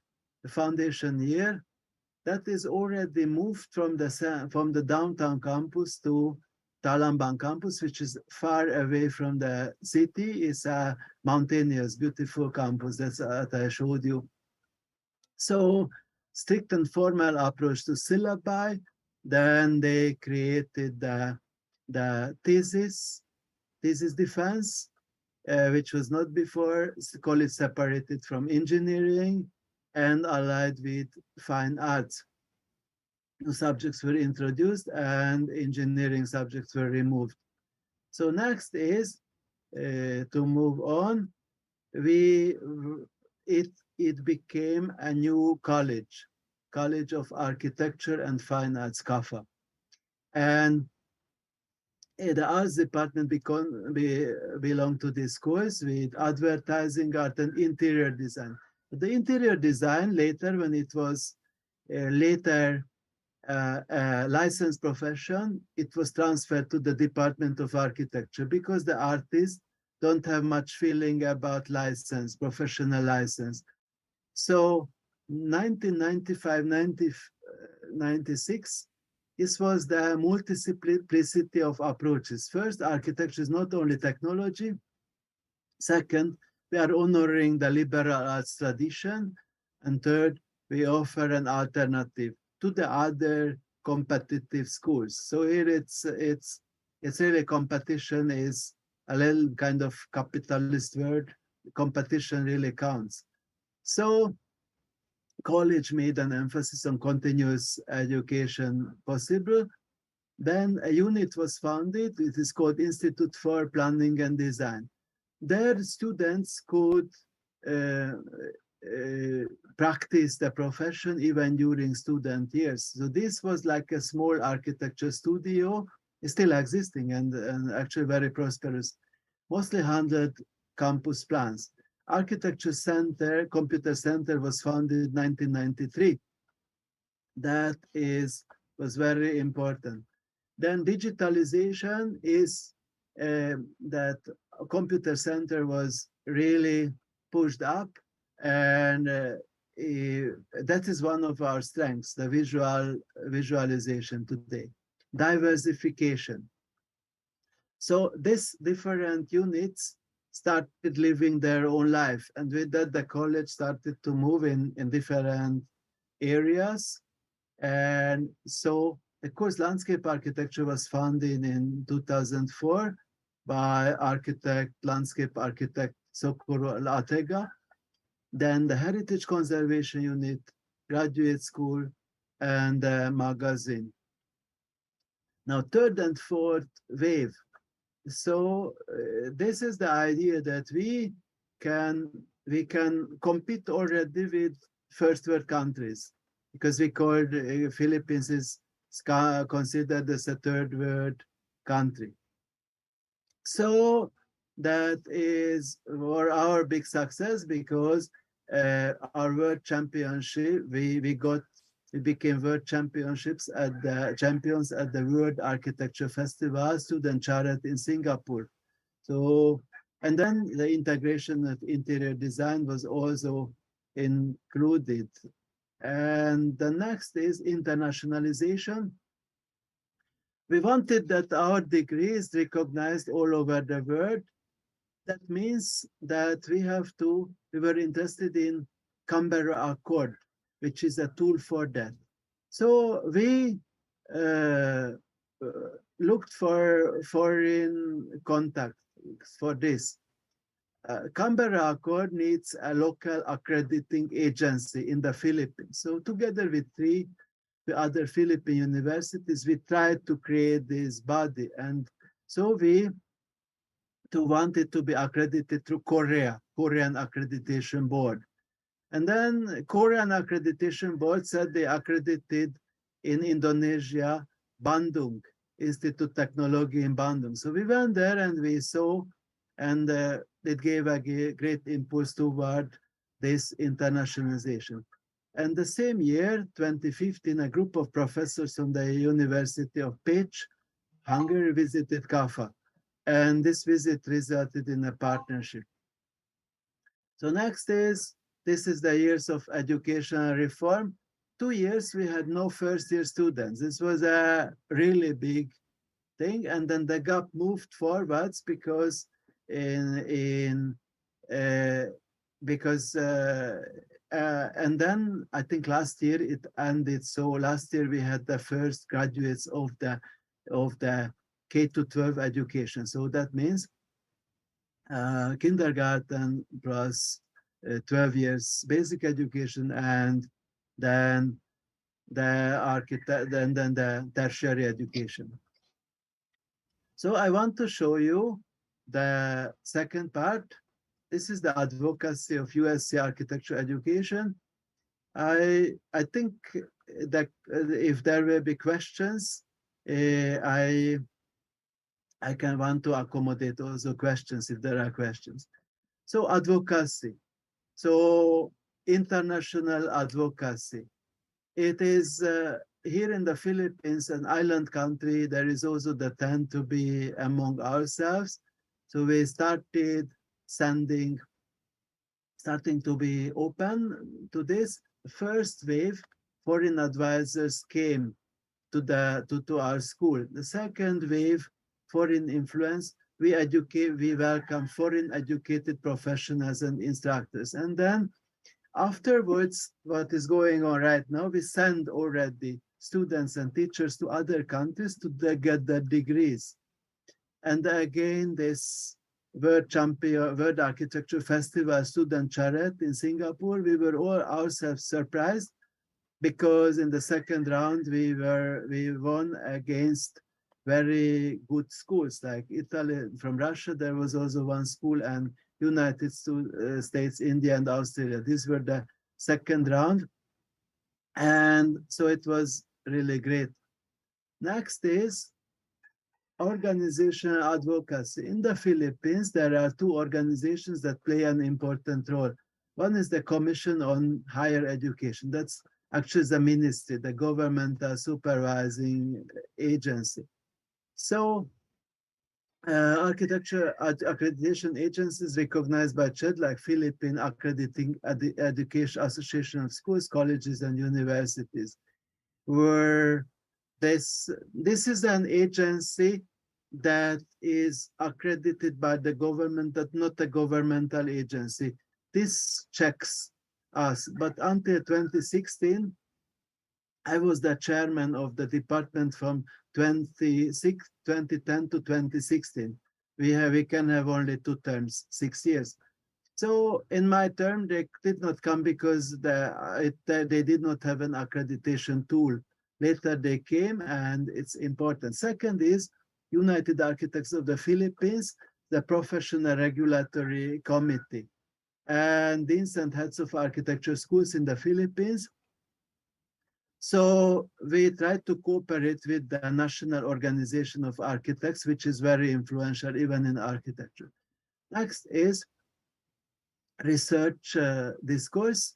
So we were also part of the architecture discourse in the Philippines about architecture, how everything is going on. But we were not yet really into research. And now in the 2020s, it is changing because we have more and more research projects. So in particular, in digitalization and some other fields. So next is very interesting. I don't know how I can explain this quickly because in the Philippines, 2 years after graduation, everybody is called for a board examination where anonymously every graduate is checked. Only those can get the license who pass this.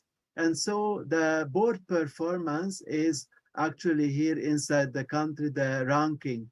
So we had always more than 80%, while the average performance was usually around 60%. So the first takers of the examination, more than 80% from our school passed. And with that, we were one of the really best.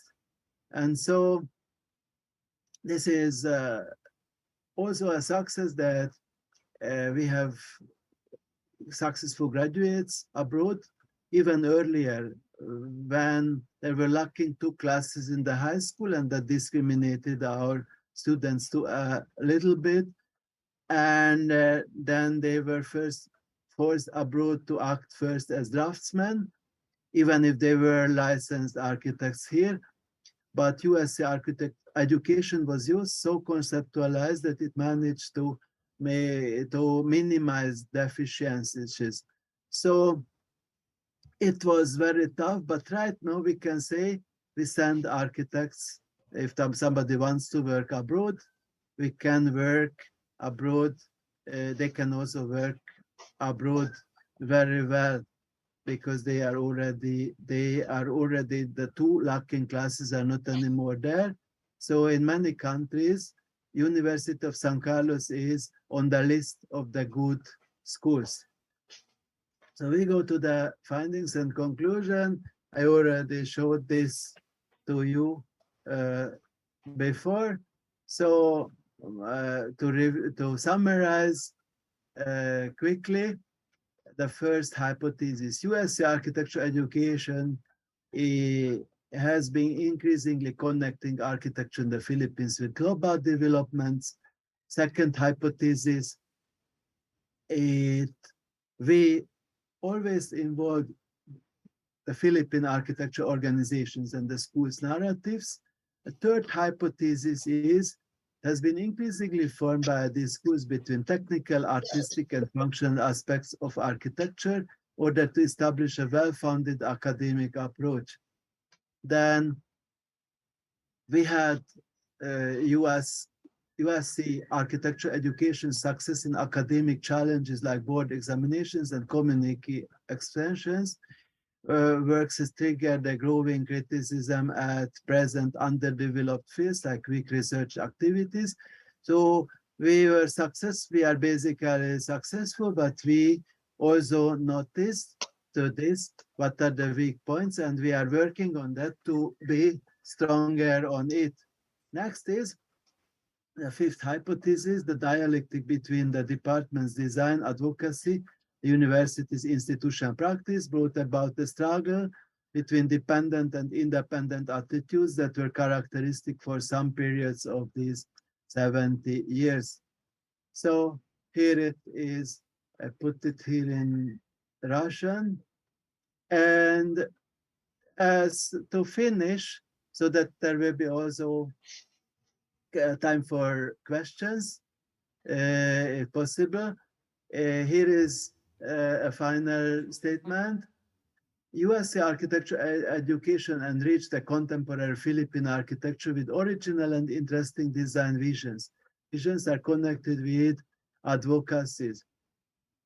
The USC architecture education strength was that it always managed to elaborate advocacies corresponding to the given time goal, meaning not just only teaching the practicalities, not just only teaching what is needed for the architecture profession, but it's also for that human values, since a Catholic university, faith, it always helped the graduates to be, from the human point of view, also integral.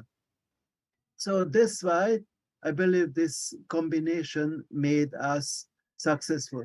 Of course, USC advocacy's thought-provoking character, we managed to convey and orient toward autonomous and self-conscious visions, buildings meaning, forgiving and functionality. So our graduates are not just builders, but also thinkers and also interpreters. So the trust given to USC architecture education proved well-based. Is design that architecture education should be taken seriously, not only their professional commitment, but also its innovative, provocative thought and its effort for dialogue between various players of Philippine and worldwide architecture. So, of course, I could talk really very long about this, but I believe it's also nice to have questions. And so I put this here. This is our campus in front of the architecture building, and then we are on the way. We are moving on forwards. So, спасибо за внимание. Thank you for your attention. And if you have questions, I will do my best to answer. Okay. Thank you, Professor, for the interesting, very interesting presentation. And any questions? Вопросы, может быть? Можно по-русски тоже. Да, действительно, мы забыли. Белоруссия. Была Белоруссия. Нет, вообще нет. Да, поэтому... I believe actually that it is this school, architecture school, all of you probably underwent this, no? So, ваш опыт, нет? Да, очень интересный доклад. Конечно, филиппинское образование прошло свою систему, очень интересную, необычную систему образования. И, в общем, это оригинальное архитектурное образование, безусловно. Мне кажется, что мы вот наблюдали, я обязательно потом внимательно прочитаю в свободное время этот доклад еще раз. Меня очень заинтересовали некоторые моменты. Только я не поняла один момент. Могли бы вы пояснить, что такое реформа календаря?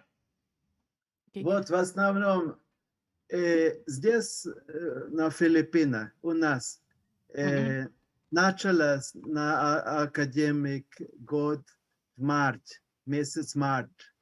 В месяц июнь закончился в месяц март и начался в месяц июнь. Почему? Потому что погода хорошая здесь. Наверное, тоже в России, в Европе.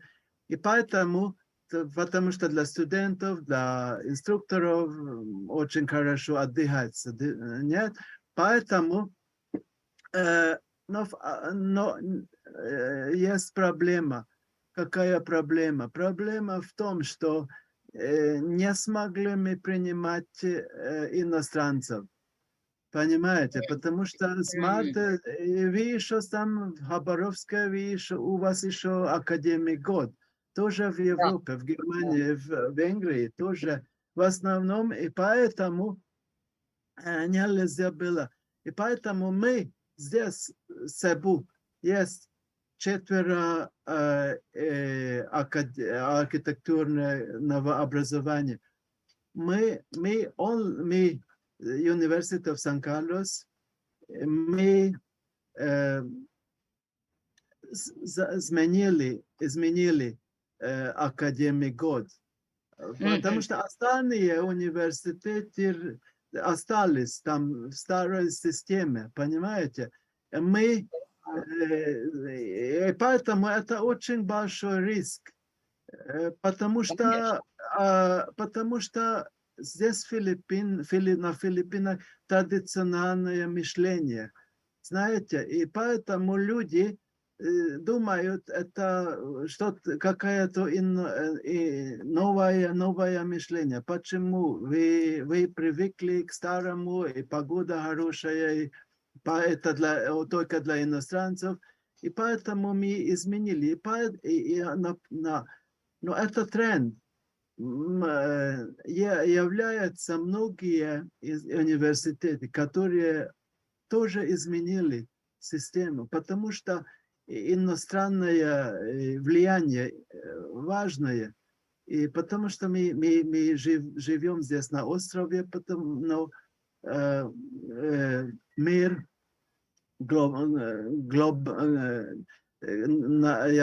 есть глобализация.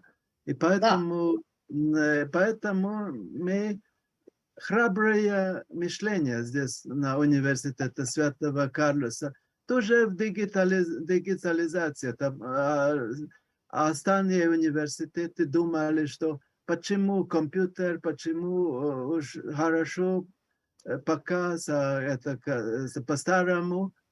Но здесь долго ввели здесь на университете компьютер, и поэтому и здесь сейчас очень хорошо, потому что есть традиция дигитализации. So, вот это мышление университета Святого Карлоса здесь. Спасибо, очень интересно, да. Действительно, противоречие между национальным и глобальным – это важные моменты в современном мире. Конечно, их нужно решать. Ваш путь, наверное, наиболее оптимальный. Спасибо. Yes. Еще вопросы, пожалуйста.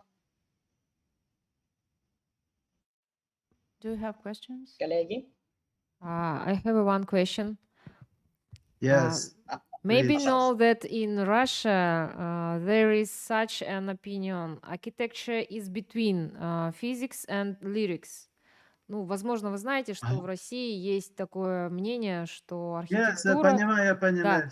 Да. Which side is your school closer?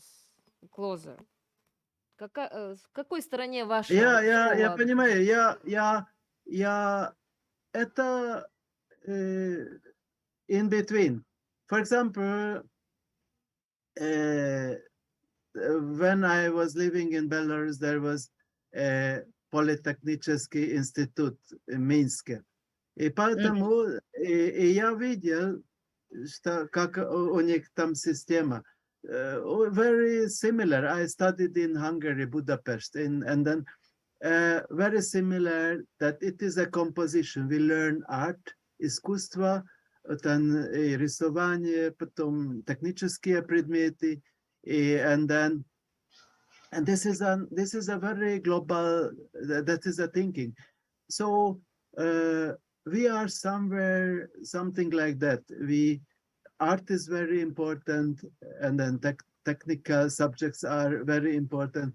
So когда мы выслали студенты из САБУ в Венгрию, у них не было никаких проблем, потому что структура образования очень похожа. But there was not much problem because this is composed like this in the beginning. We have 5 years here, and the 5 years, every year there is a design subject, design, you know. Afterwards, then history, theory of architecture, then building technology, building execution, and all this subject, and even we can actually even acknowledge that we send the student to Hungary, and then we acknowledge the subject that they take. So признаны вот эти предметы, они учились там в Венгрии, потому что очень похож. So somewhere in between. In the beginning, we were under engineering, and then the college made itself independent. I mean, we allied with the fine arts. No, it is balanced. Yes. So thank you. Is it architecture the center between engineering and fine arts? Yes? Yes, I think because and that's why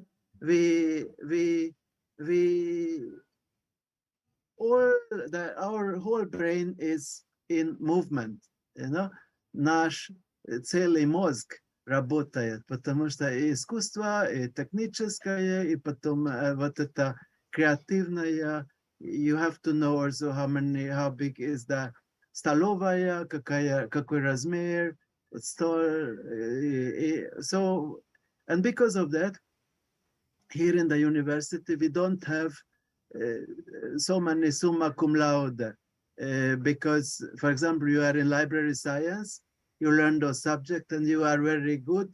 You are summa cum laude is everybody, all the subject as person is good. But here in architecture, very few who is good in everything, because some are good, хорошо в искусстве, потом слабый в технических предметах.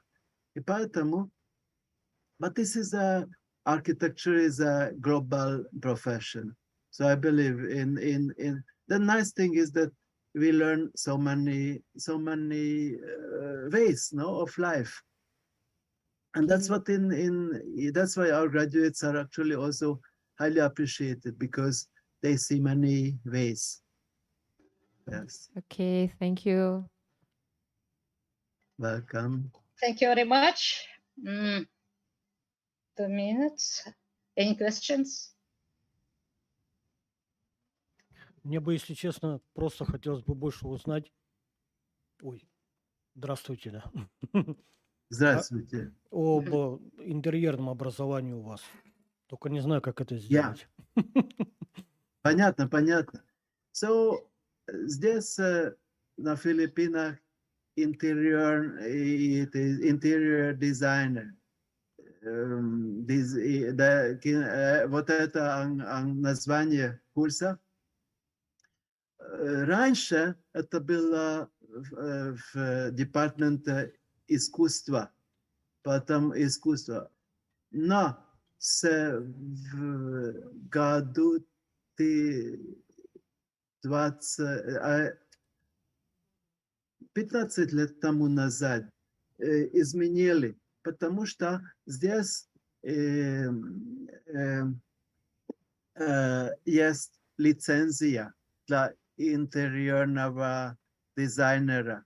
So, невозможно планировать интерьер без этой лицензии. И поэтому 4 лет, за 4 года вот интерьерное образование, интерьер дизайнер, вот это образование, и принадлежит к департаменту кафедры архитектуры, потому что вот это мышление, лицензия и очень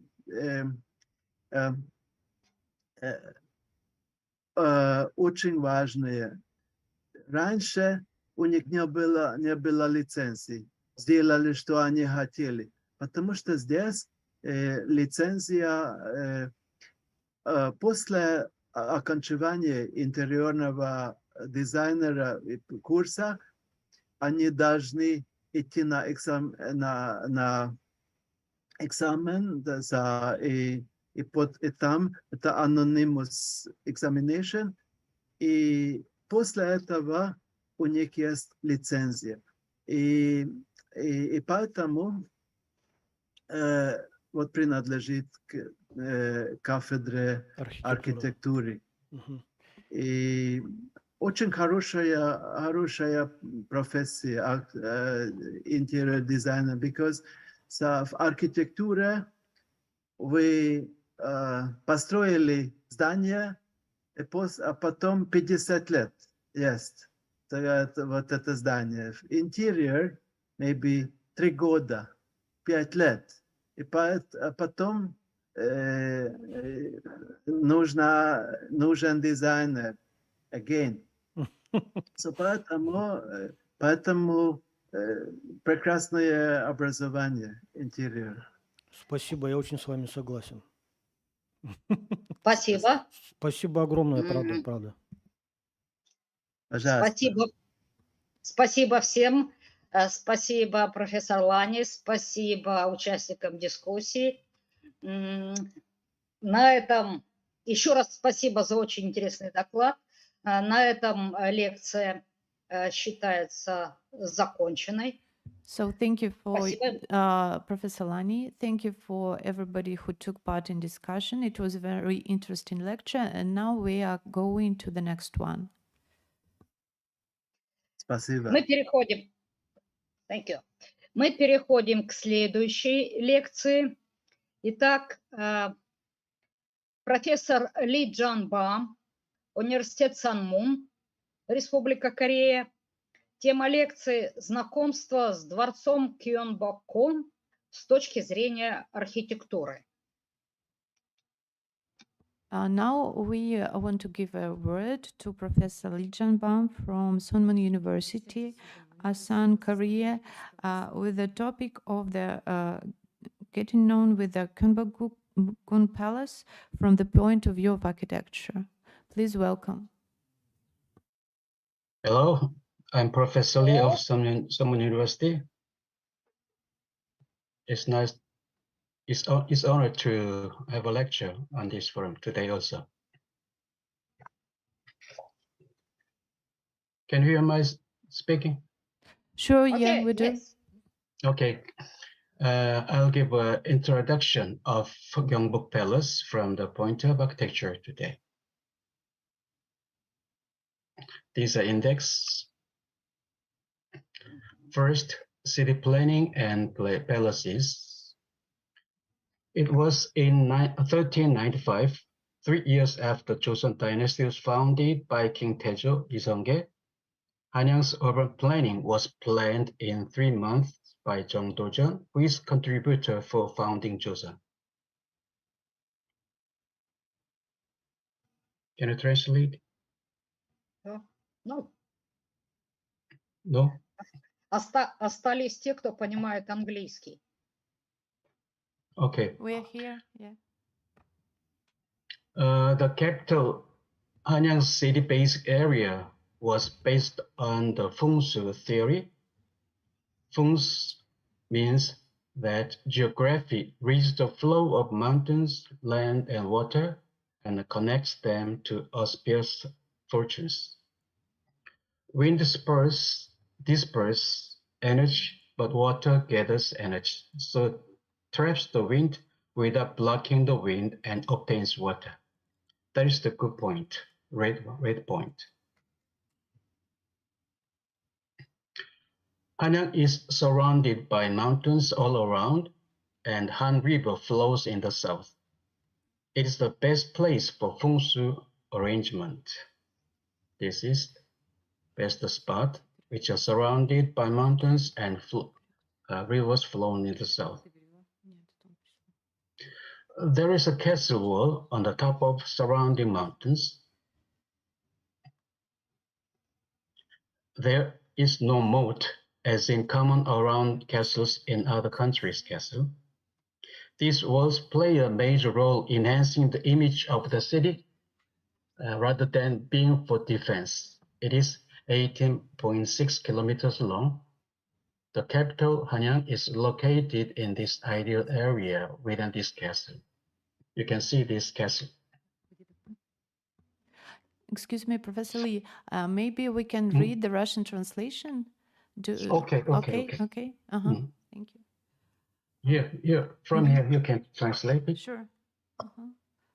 На вершине окружающих гор есть крепостная стена. В этом замке нет рва, так как это принято вокруг замков в других странах. Но стены играют важную роль в улучшении имиджа города как столицы. То есть они не для защиты. Длина составляет 18,6 километра. Столица Хансун расположена в идеальном месте в этом замке. Okay, next, please. There are 5 palaces in Hanyang. Joseon is the only country with 5 palaces in capital. It is Gyeongbok Palace, Changdeok Palace, Gyeonggi Palace, Changgyong Palace, and Dok's Palace is 5.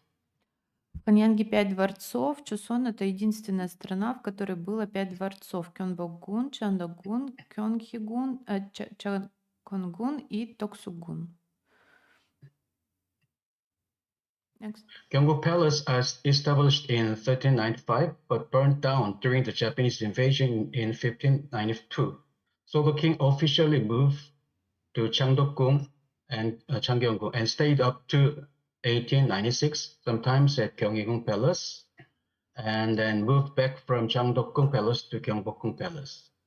Unfortunately, a large number of buildings are destroyed by fire, and the Joseon Production Promotion Exhibition is held in Gyeongbok-gung Palace to commemorate this 5th anniversary Japanese occupation.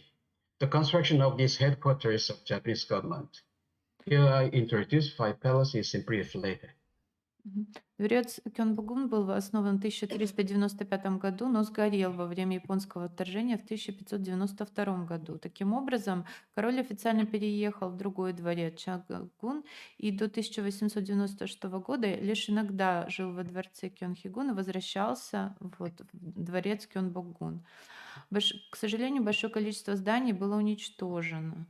И в этом месте была построена штаб-квартира правительства Японии. First one is Gyeongbok-gung Palace. In 1935, the main royal palace was completed after the capital of the newly founded dynasty moved from Kaesong to Seoul. The palace was named Gyeongbok-gung Palace. The palace greatly blessed by heaven, with Mount Bukgaksan to the rear and Mount Namsan in the foreground. Так, первый из дворцов, дворец Кёнбогун, в 1395 году этот главный королевский дворец был завершен после того, как столица недавно основанной династии переместилась из Кусона в Сеул. Дворец был назван Кёнбогун, дворец благословенный небо, с горой Букаксан сзади и горой Намсан на переднем плане. Next. The second is Changdeok-gung Palace. After all palaces in the capital were razed by Japanese during the Hideyoshi invasion of 1592-98, Changdeok-gung Palace, a secondary palace, was rebuilt and served as a main palace.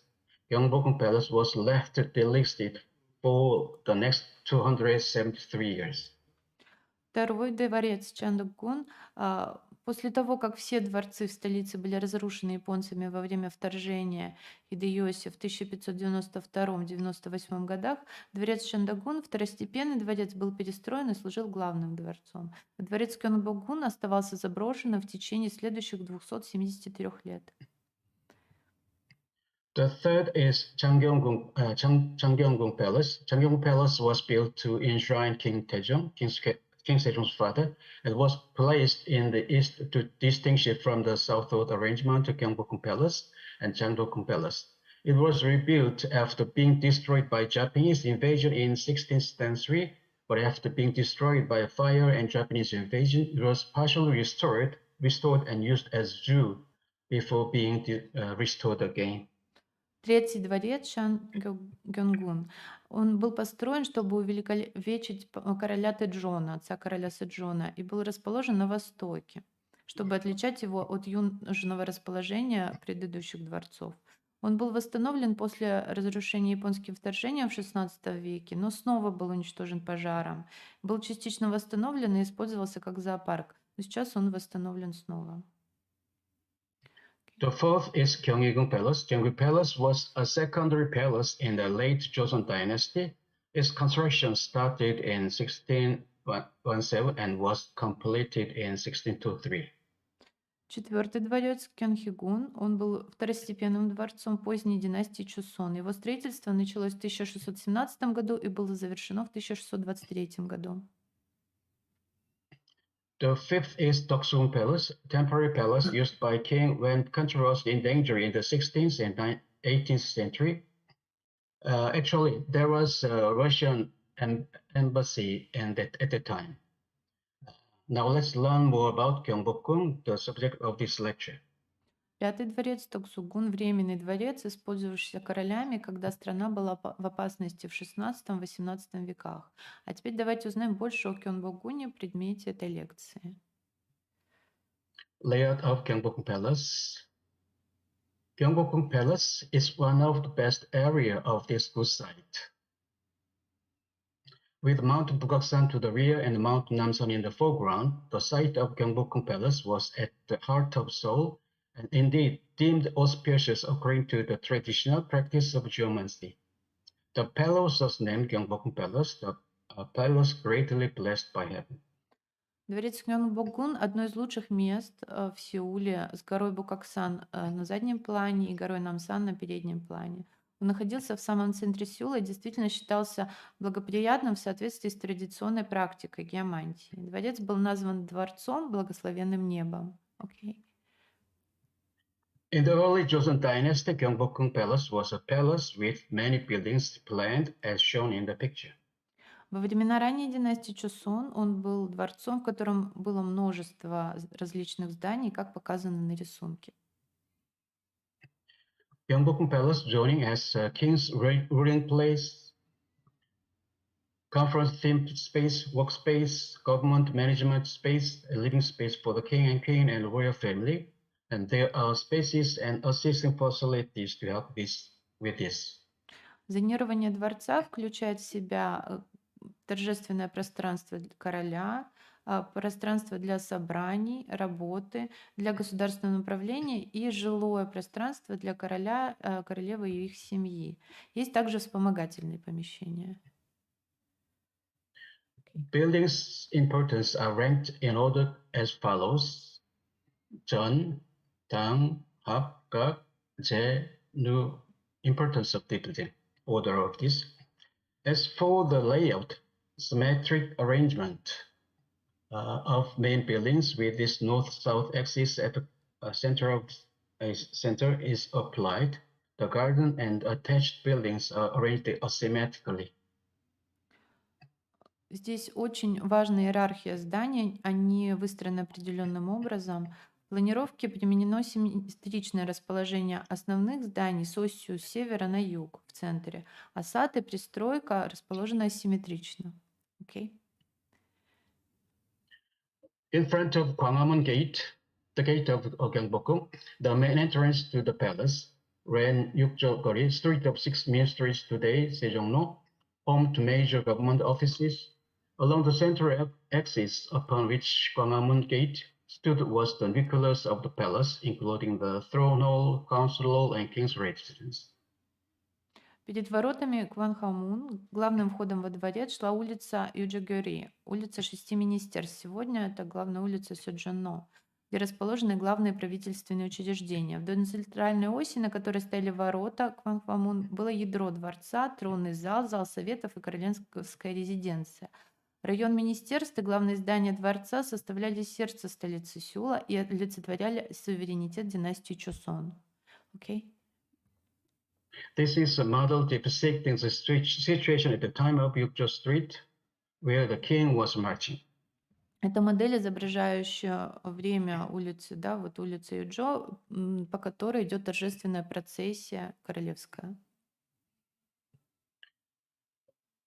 But we have a tragedy time. The Gyeongbokgung Palace, which was burned down in 16th century, was rebuilt from 1865 to 1860. King's father Hongsan Daewon-gyeong started reconstruction project of Gyeongbokgung Palace as a symbol of policy of strengthening royal power. The layout and detailed building layout after restoration in Gyeongbokgung Palace are shown in this picture of buildings from the early Joseon dynasty have been restored. Дворец, сгоревший во время войны XVI века, был перестроен с 1865 по 1868 год. Отец короля Хэсон Дэвогун начал проект реконструкции дворца как символ политики укрепления королевской власти. Планировка и детальная разработка здания после реставрации показаны на рисунке. Большинство зданий ранней династии Чосон были восстановлены. Okay. In 1914, most of buildings were demolished except for few important buildings in Gyeongbokgung Palace in the name of holding Joseon CNT Gongjin meeting Gyeongbokgung Palace the following year. Gyeongbokgung Palace was largely torn down during the Japanese occupation. 93% of restored buildings were dismantled.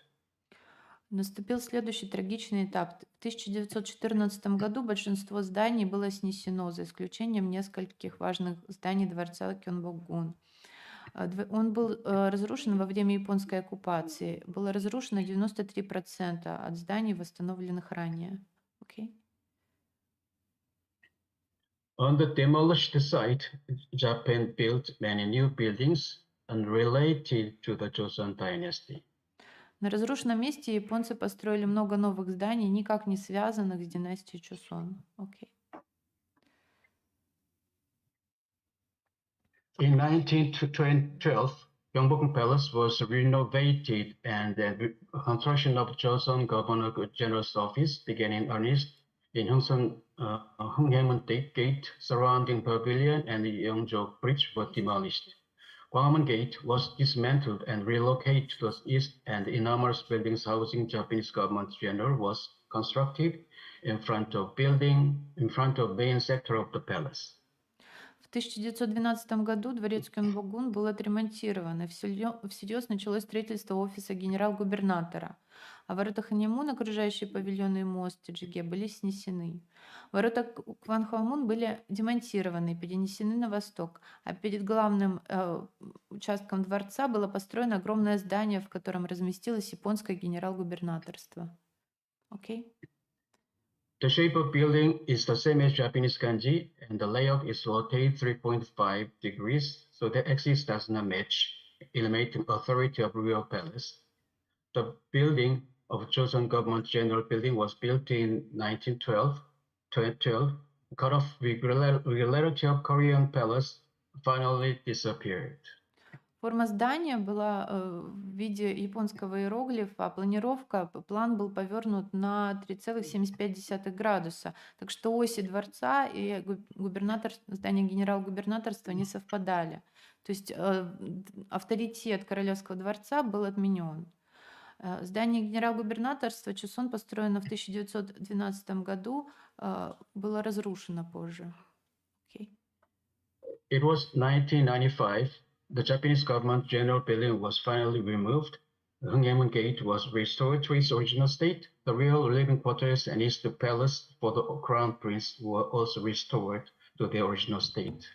Это был 1995 год. Здание главного правительства Японии было окончательно снесено, а ворота Ханьямун были восстановлены в первоначальном виде. Королевский дворец и Восточный дворец наследного принца также были восстановлены в первоначальном виде. Okay.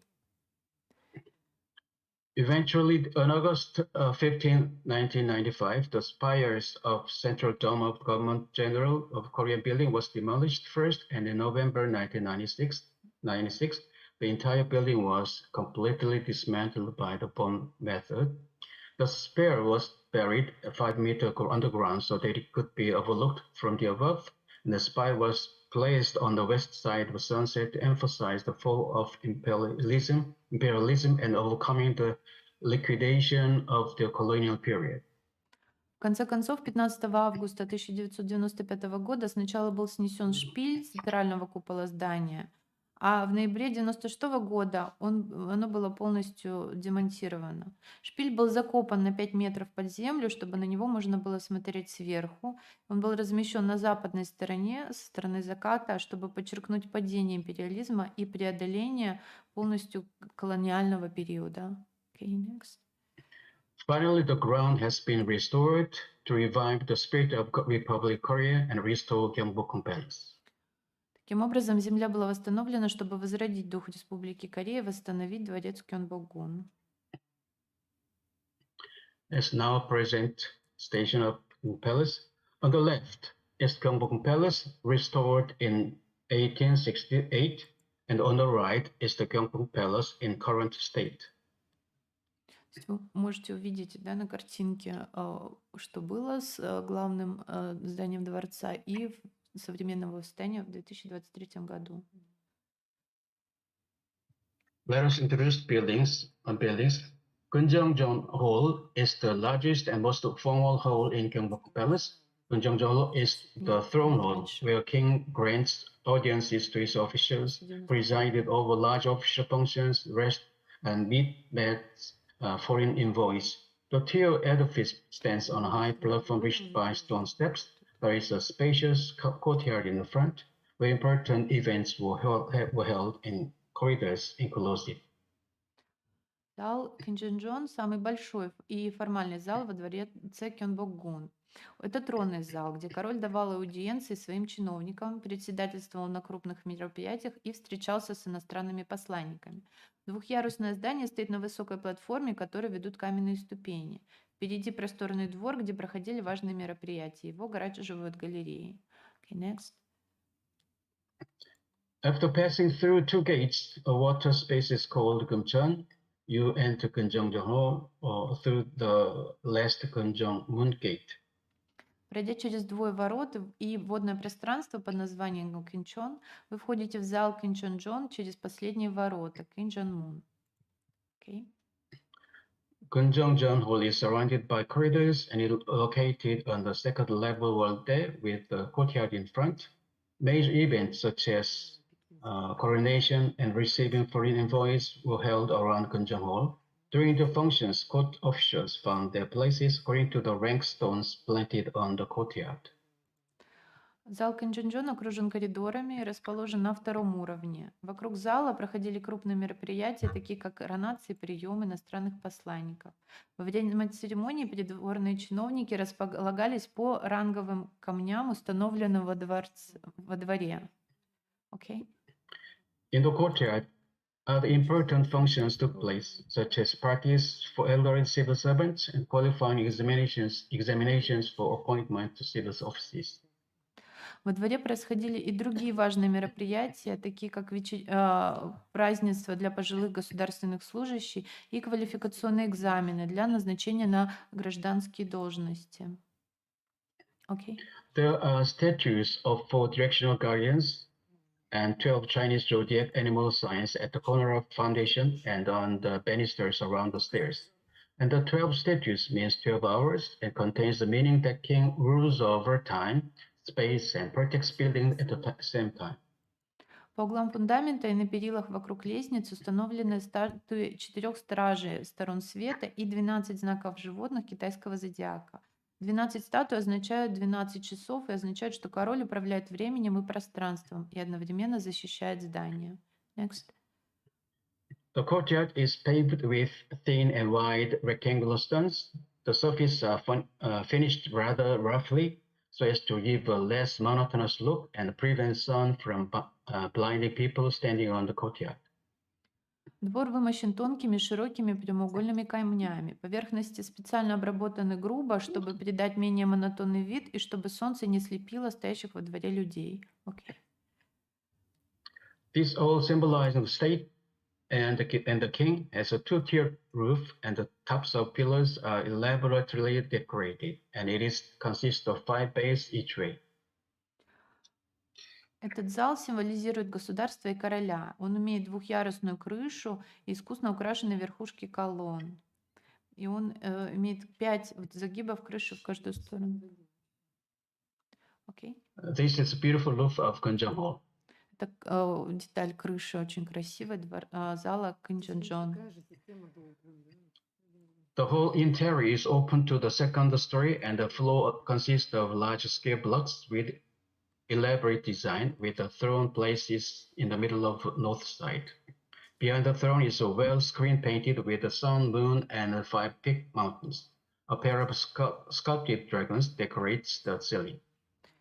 Интерьер зала открыт на второй этаж, а пол состоит из больших квадратных блоков с замысловатым орнаментом. Трон расположен в середине северной стороны. За троном настенный экран, на котором изображены солнце, луна и гора с 5 вершинами. Пара скульптурных драконов украшает потолок.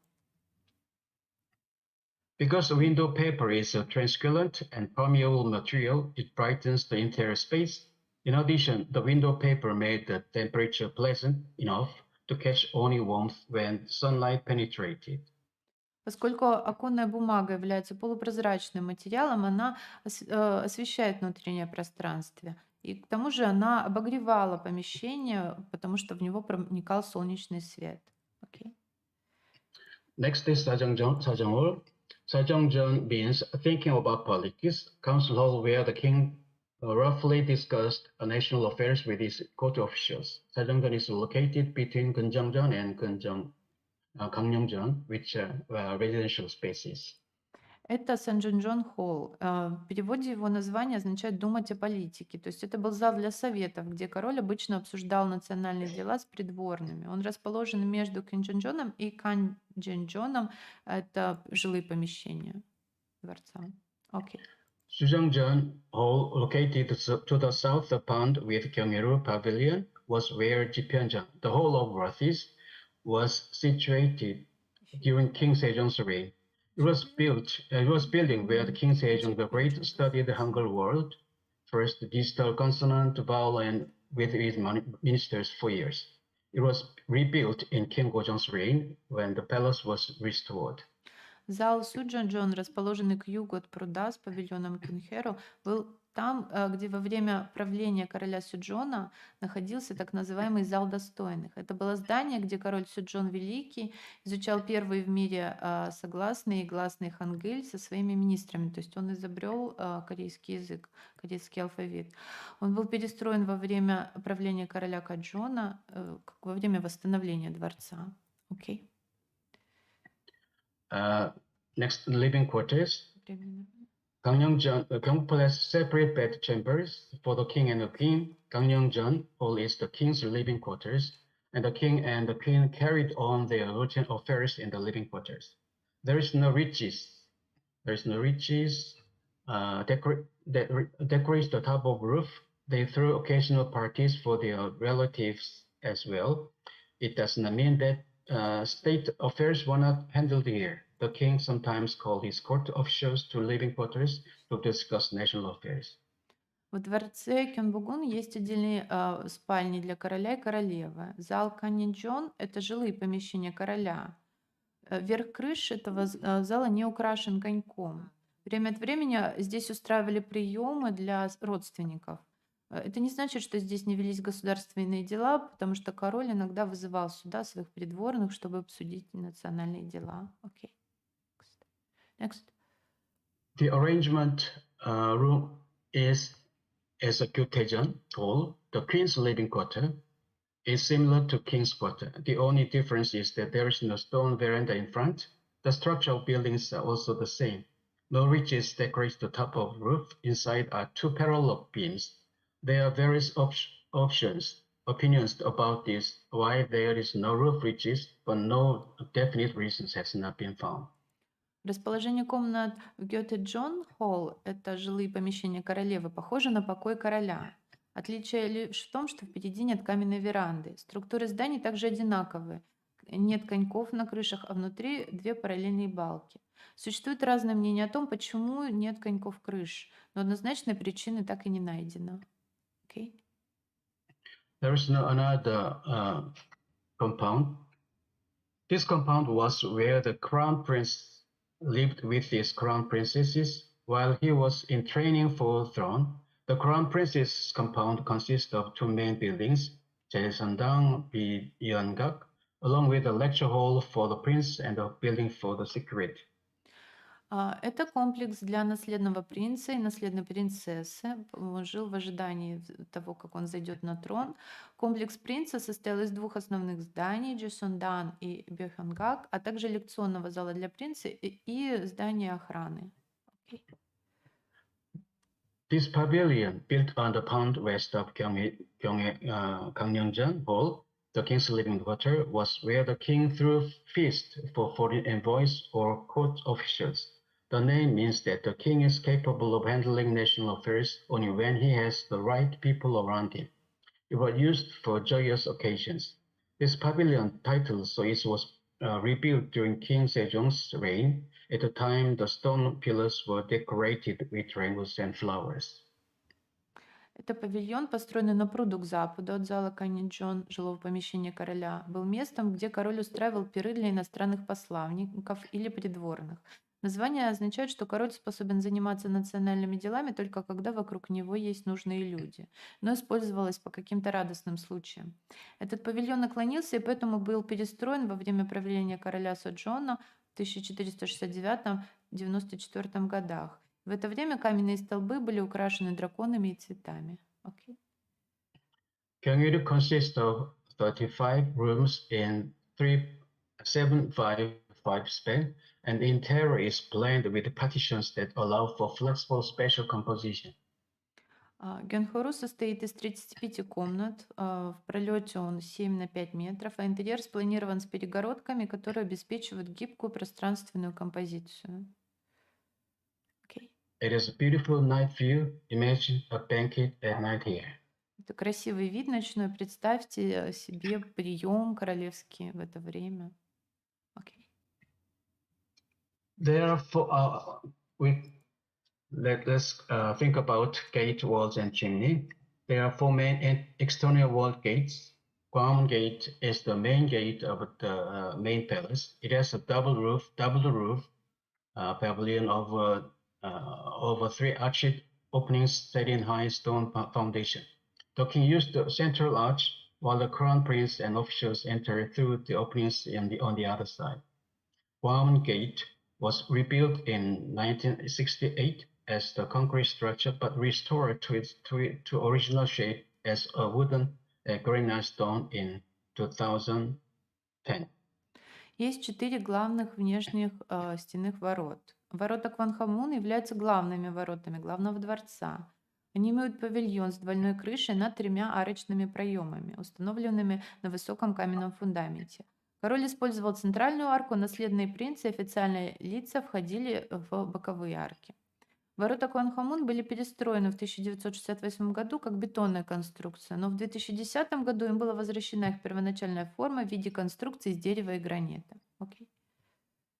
East gate means spring begins. Gonchamun Gate was mostly used by the crown princess and court officials working in administrative buildings in crown princess compound. Эти ворота восточные и означают, переводятся как начало весны, Гёнчунмун. В основном они использовались наследным принцем и придворными чиновниками, работавшими в его администрации. Watchtower Dongshipjaga was located inside the castle as a watchtower, but came out to the outside as a road was built at the end of 19th century. Сторожевая башня Тоншим-Джагак, она располагалась внутри замка, как сторожевая башня, но оказалась снаружи, так как в конце 19 века здесь была построена дорога. There are major 4 inner wall gates. You have to pass through 2 gates to Kunjangjan and 3 to 4 gates to the king and queen's bedchambers.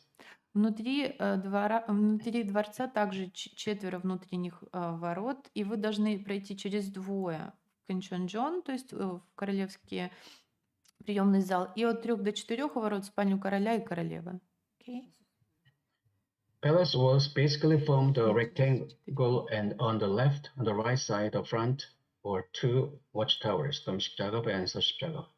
Even after all the palace buildings were burnt down during the Japanese invasion in the late 16th century, the Olaf Domshipjagab Gyeongbokgung Palace protected the palace grounds from the general public.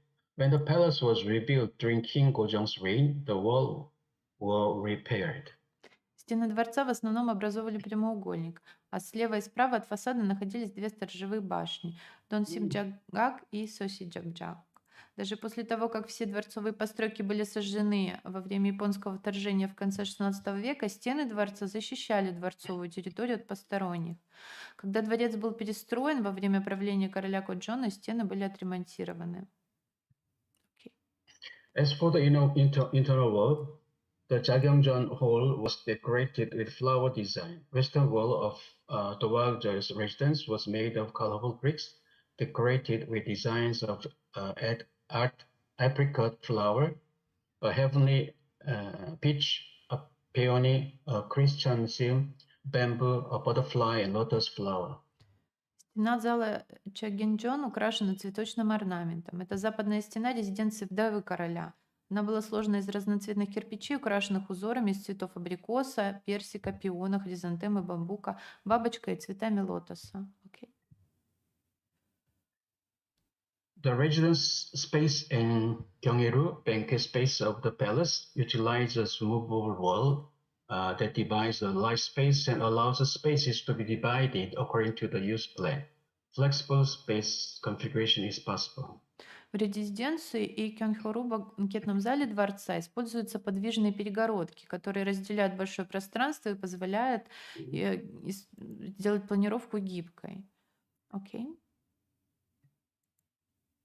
Undol system as a panel heating system. Undol is the structure in which when a fire is lit in the furnace, the smoke go out and the heat hits the stones. The smoke go out and hits the stones on the floor of the room to keep them warm. As shown in the picture, there are several composition methods for Undol system. It's very scientific principle. Андоль — это сооружение, в котором, когда в печи зажигается огонь, дым уходит и тепло нагревает камни на полу комнаты, чтобы они оставались теплыми. Как показано на рисунке, существует несколько приемов композиционного решения этой системы. Он очень соответствует современной науке. Okay? As shown, the chimney is usually attached directly to the building. То есть дымоход обычно располагается сбоку от здания. However, for important buildings, chimneys are placed up off the building to prevent smoke from entering. Однако в самых важных зданиях дымоходы размещаются под зданием, чтобы предотвратить попадание дыма. There are currently four chimneys through which smoke passes under the room for the king's quarters. The hexagonal chimney walls are harmoniously arranged with animal patterns. It imitates the shape of wooden building, faithfully functions as a chimney, and has a very beautiful shape and composition of various patterns, making wonderful work as decorative sculptures for the palace garden. В настоящее время сохранилось 4 дымохода, через которые проходит дым под комнатой, под покоями королевы. Это шестиугольные такие конструкции, они украшены анималистическими узорами, они имитируют форму деревянных зданий, выполняют функцию дымохода и имеют очень красивую форму и красиво украшены композициями из различных узоров, что делает их элементами садовой скульптуры. Okay. The chimneys of Jagyeongjeon hold the great 10 signs of longevity. The design of chimneys resembles a painting depicting 10 signs of longevity. There are also patterns of vines and beds. The chimneys were designed to appear as if they were part of the wall. Дымоходы зала Чонгёджон украшены 10 знаками долголетия. Их дизайн напоминает картину с изображениями 10 знаков, а также есть узоры лиан и летучих мышей. Они были спроектированы так, чтобы казаться частью стены. Okay. We are in the restoration these days. The restoration project is being carried out in 5 stages from 2011 to 2005. Restoration means restoring Gyeongbokgung Palace to its condition at the end of 19th century. Реставрационный проект осуществляется в 5 этапах с 2011 по 2045 год. Реставрация означает восстановление дворца Кёнбокгун до состояния конца XIX века. Okay. This is the first step restoration project. Это первый этап проекта. Okay. This is the second step restoration project. Второй этап реставрационного проекта. Okay. The third step restoration project. Третий этап. And the fourth restoration. И четвертый этап реставрационного проекта. And fifth step restoration project. И окончательный пятый этап. I hope the current building will be restored in the future to become an original and beautiful Gyeongbokgung Palace. Я надеюсь, что нынешнее здание будет полностью восстановлено в будущее, чтобы соответствовать облику оригинального дворца Кёнбокгун. Okay. Currently, there is a changing of the guard ceremony every day at 10 and 12 p.m. А это церемония смены караула перед главными воротами в 10 часов и в 12 она проходит. Okay. Admission is free if you wear a hanbok, traditional costume. Вы можете If you wear a бесплатно hanbok, примерить... if you wear Okay, I'm sorry. If you wear a king's costume, you go to work every day, you become a king of Joseon. working with a small investment. Вы можете бесплатно примерить традиционный костюм ханбок и можете даже за небольшую плату посидеть, я так понимаю, на троне королевском. Окей. Okay. Спасибо. Thank you. Спасибо, профессор Ли, за очень интересный доклад. Professor Lee, thank you for a very interesting lecture. Okay. Да. Я всегда, когда бывала в восточных странах, всегда можно отличить корейскую архитектуру. Несмотря на то, что ее корни лежат там же, где и китайская архитектура, но в корейской архитектуре, безусловно, есть и свои направления. As Professor Luchkova always said that you can, looking at Asian architecture, you can always recognize Korean architecture because although it has the same roots with Chinese architecture, but still it has very peculiar traits, right? Спасибо. Ну да, я должна стандарт выполнить. Итак, какие вопросы?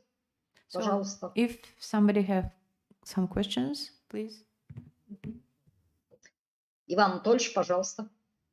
Please. Ли, hello. Я на русском спрошу. Профессор Ли. Иван Анатольевич, вы прекрасно говорите по-английски. Почему вы манкируете? Ну ладно. Ну, говорите, как хотите. Вы показывали картинку, где река Чонгичон пересекает территорию дворца Кёнбокун. Но мы знаем, что эта река была погребена под землю, и лет 15 назад около этого была заново открыта. Какое значение эта река имеет для корейцев, для Сеула? Он рядом, он не пересекает. Professor Danilov asked a question about Cheonggyecheon stream. It's close to the palace, right? And it was also reconstructed. It was also taken up from under the pavement, right?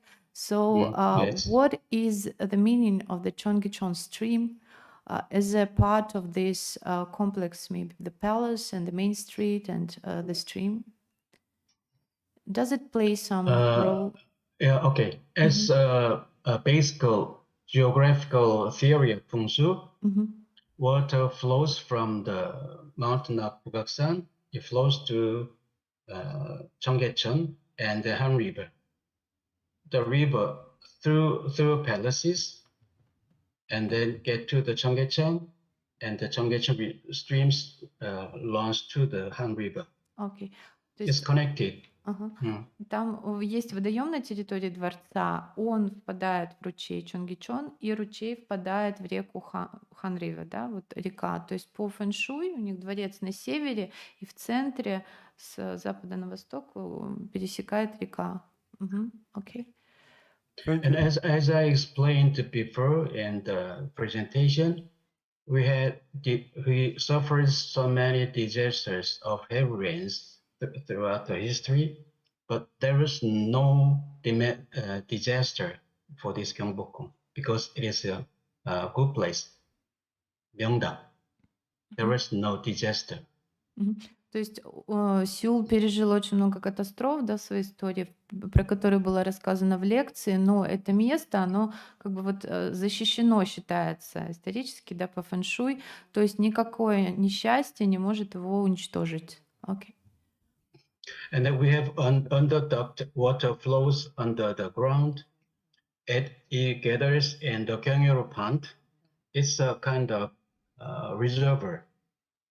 Gyeongyeol Pond is a reservoir, so it prevents from flooding of Gyeongbok Palace, and when it is heavy, when we have heavy rain, И также практическая функция есть вот этого водоема, там есть пруд, в него собирается со всего дворца вода и отводится в ручей Чонгичон и потом в реку. То есть такую функциональную роль тоже выполняет. Окей. Gyeonggi Pond is artificial pond, which were digged from people, from the citizens. То есть это искусственный пруд, он был специально построен для этих целей. Окей. Is it okay? Спасибо. Thank you so much for the interesting report, Professor Lee. And I'm sorry, but the time, the finish time, yes. Thank you, Professor Okay, Lee. спасибо. Спасибо. Yeah. Thank you. Thank you. And now, сейчас у нас сегодня последняя лекция. Профессор Хан Хаоин, Джэцзянский университет из города Ханчжоу, Китай. Тема лекции «Успех и провал политики города по сдерживанию роста Пекина». And now we will listen to the last lecture for today, given by Professor Han Huiyin, Professor and Director of Institute of Urban and Rural Planning Theories and Technology from Chenyang University. And his lecture topic is The Success and Failure of Urban Containment Policy in Beijing. Please welcome.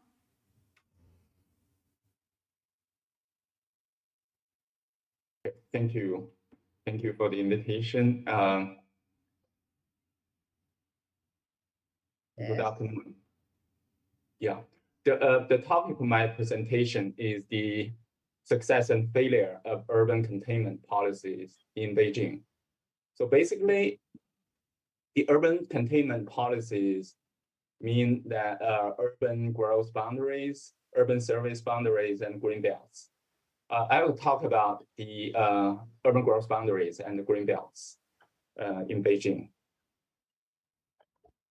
So as you may know that urban planning problems are very different from the other problems in engineering and even in design, because urban planning are dealing with wicked problems, what we call wicked problems.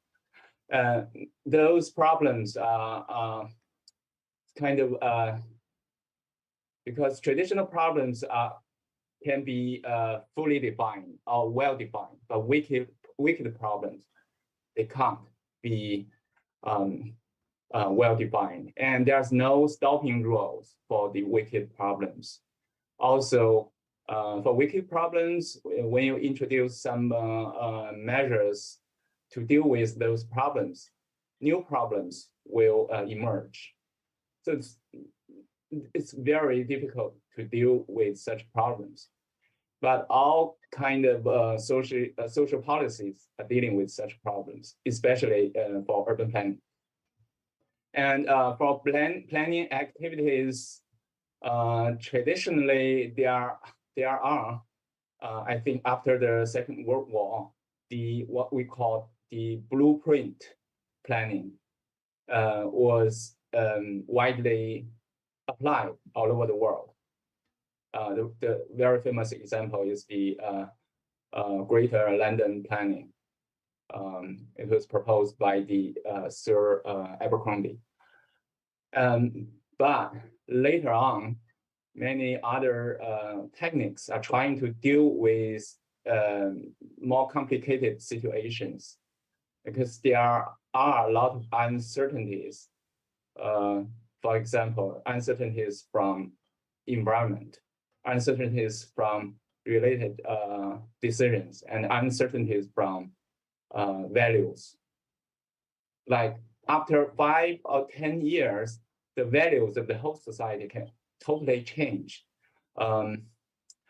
Those kind of concepts are elaborated in a very famous book, Great Planning Disasters, which was written by Peter Hall. So now there are a lot of techniques to help planners to deal with the uncertainties and even complexity. So we use scenarios to elaborate the stories about how the world changed and how it will be changing at some future time. And we use plans to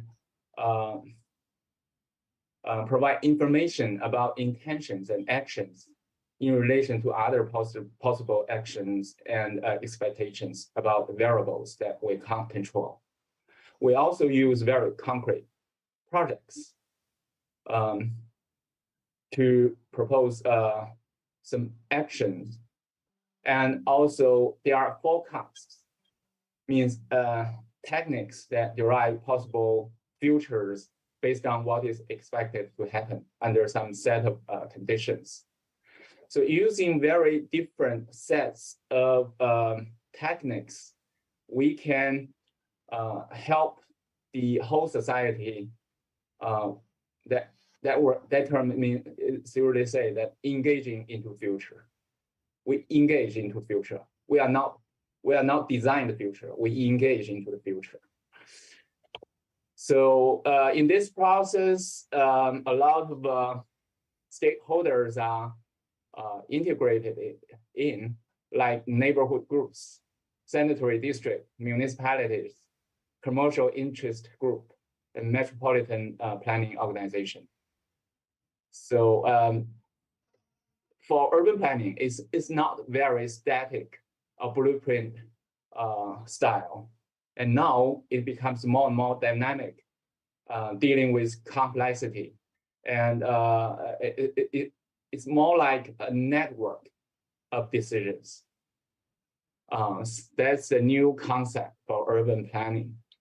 And based on such concepts, I think many large cities and city regions are trying to use more flexible plans to deal with the complexities in the metropolitan area or very large cities to make the whole area more resilient. So resilience or resiliency is also the term that we are currently widely used all over the world.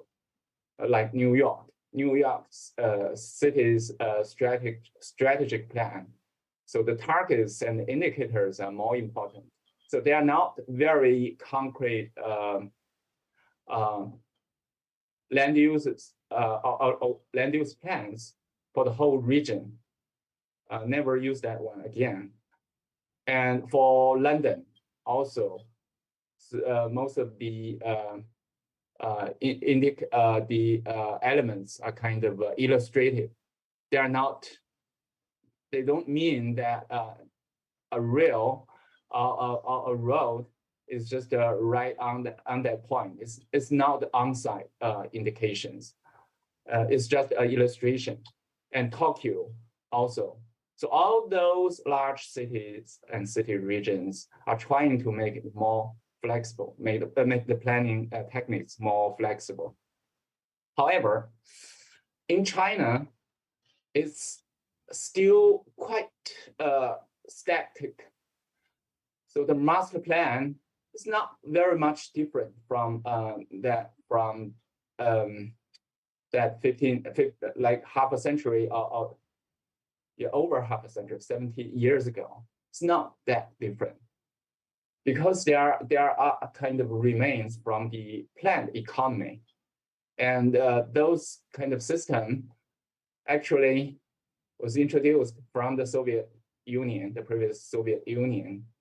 For example, the city master plan of Beijing, the previous version, 2004 version, 2005 version, it's super large.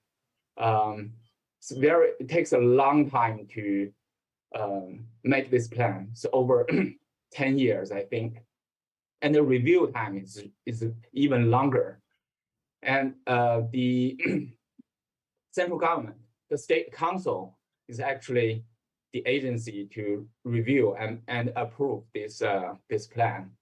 So in China, such a big city, Beijing's plan is still under the supervision of the central government, which is very time consuming. And the actual valid period is not that long. Usually for a master plan, it takes about, it is expected to be valid for 20 years. But actually for most of the master plans in Beijing, different versions, you usually just valid for 10 years. So before the end time of the plan, the whole plan has to be remade. And there are altogether, I think, 8 versions of city master plans of Beijing, and some of them are proposed very closely over time. Like in the 1954 city master plan, it's just like, we just regard it as a kind of design. The map is very important for such a city master plan, but not the indicators.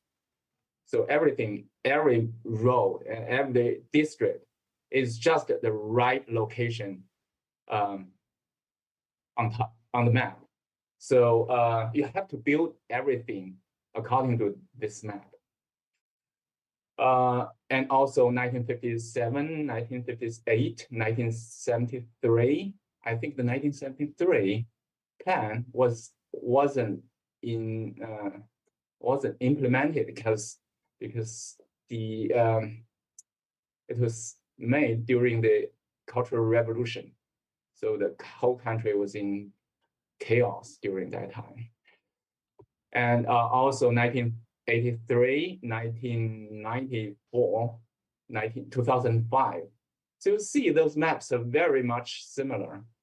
And I'm sure there are also prototypes in the Soviet Union that you can find. So also the recent map, city master plan, we call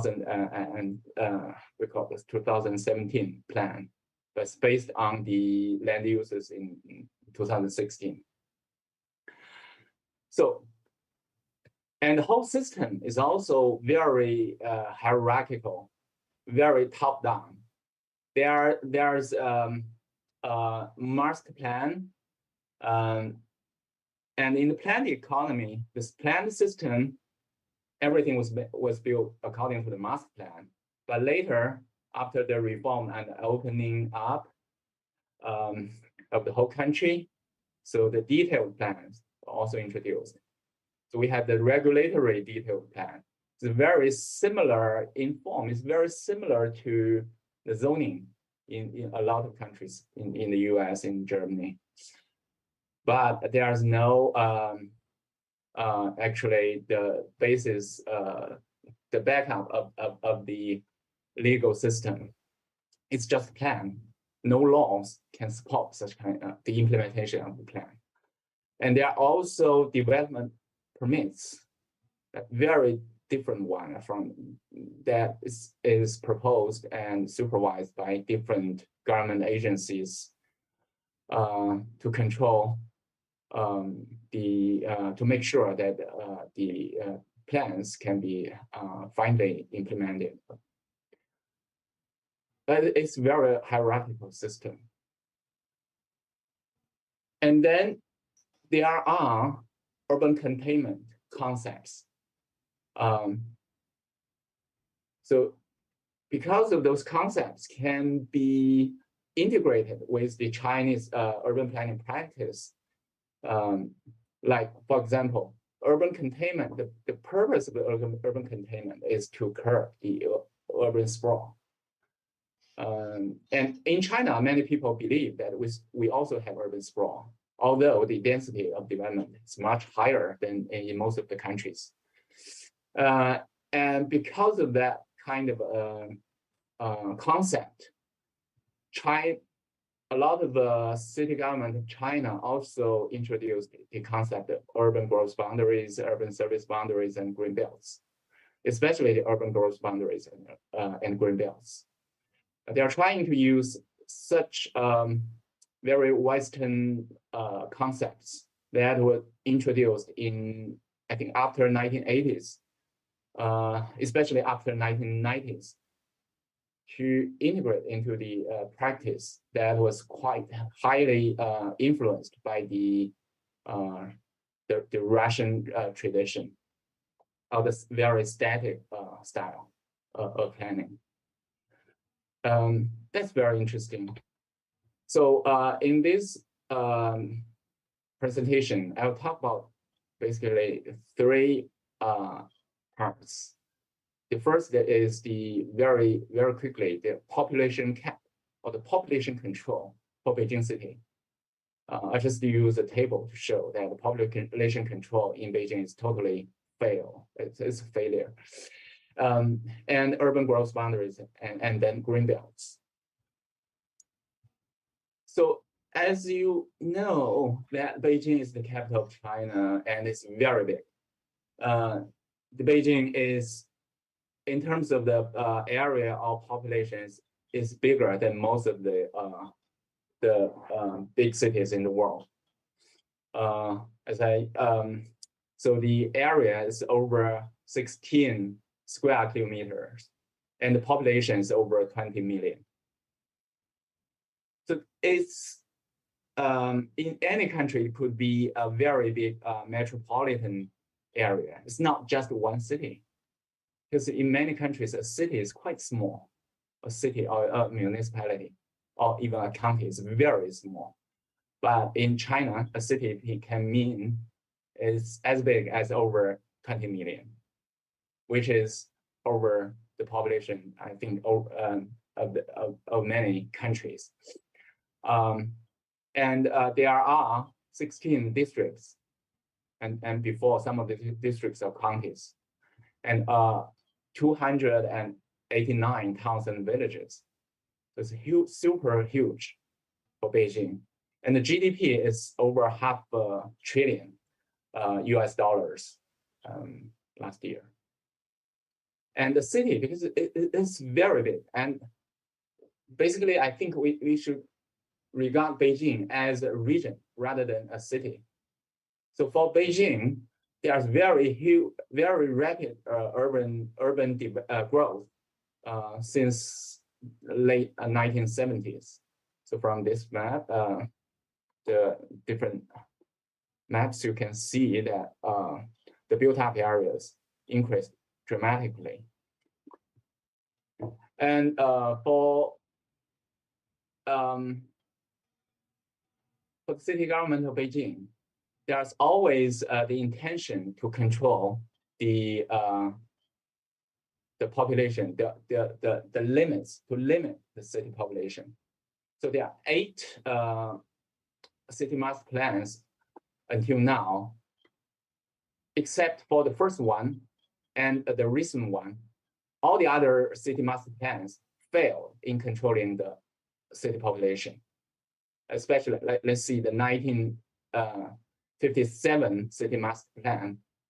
It was planned that the city population of Beijing should be controlled within 10 million before 2007. But actually, in the year 1986, the population was already over 10 million. It's totally a failure. And also for the other city master plans, some of them just proposed a very unrealistic population and was very quickly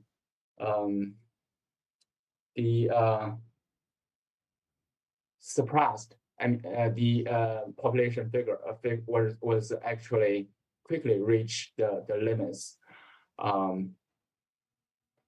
So, but why? Why the city government still always make such kind of plan? Because they always believe that a city shouldn't be very large.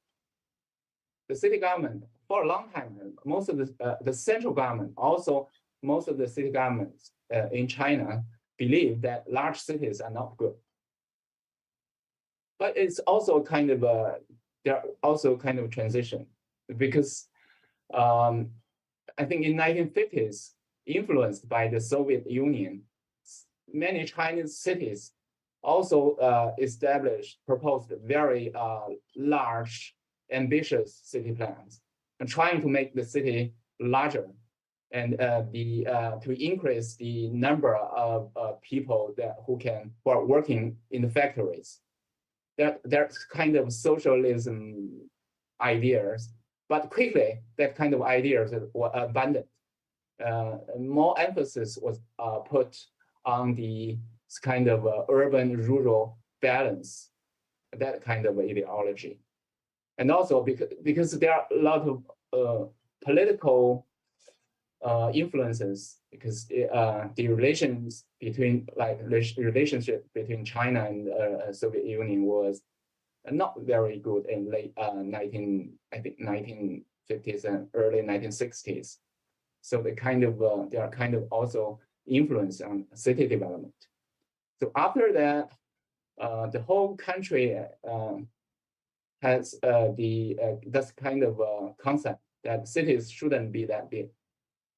Should always try to control the size of big cities and try to promote the development of medium-sized and small cities, especially for small cities. But actually, for Beijing, it's very difficult to control the city population. And for city growth boundaries, the city population is just a very general control for the whole city level. But urban growth boundaries can control where urbanization could happen.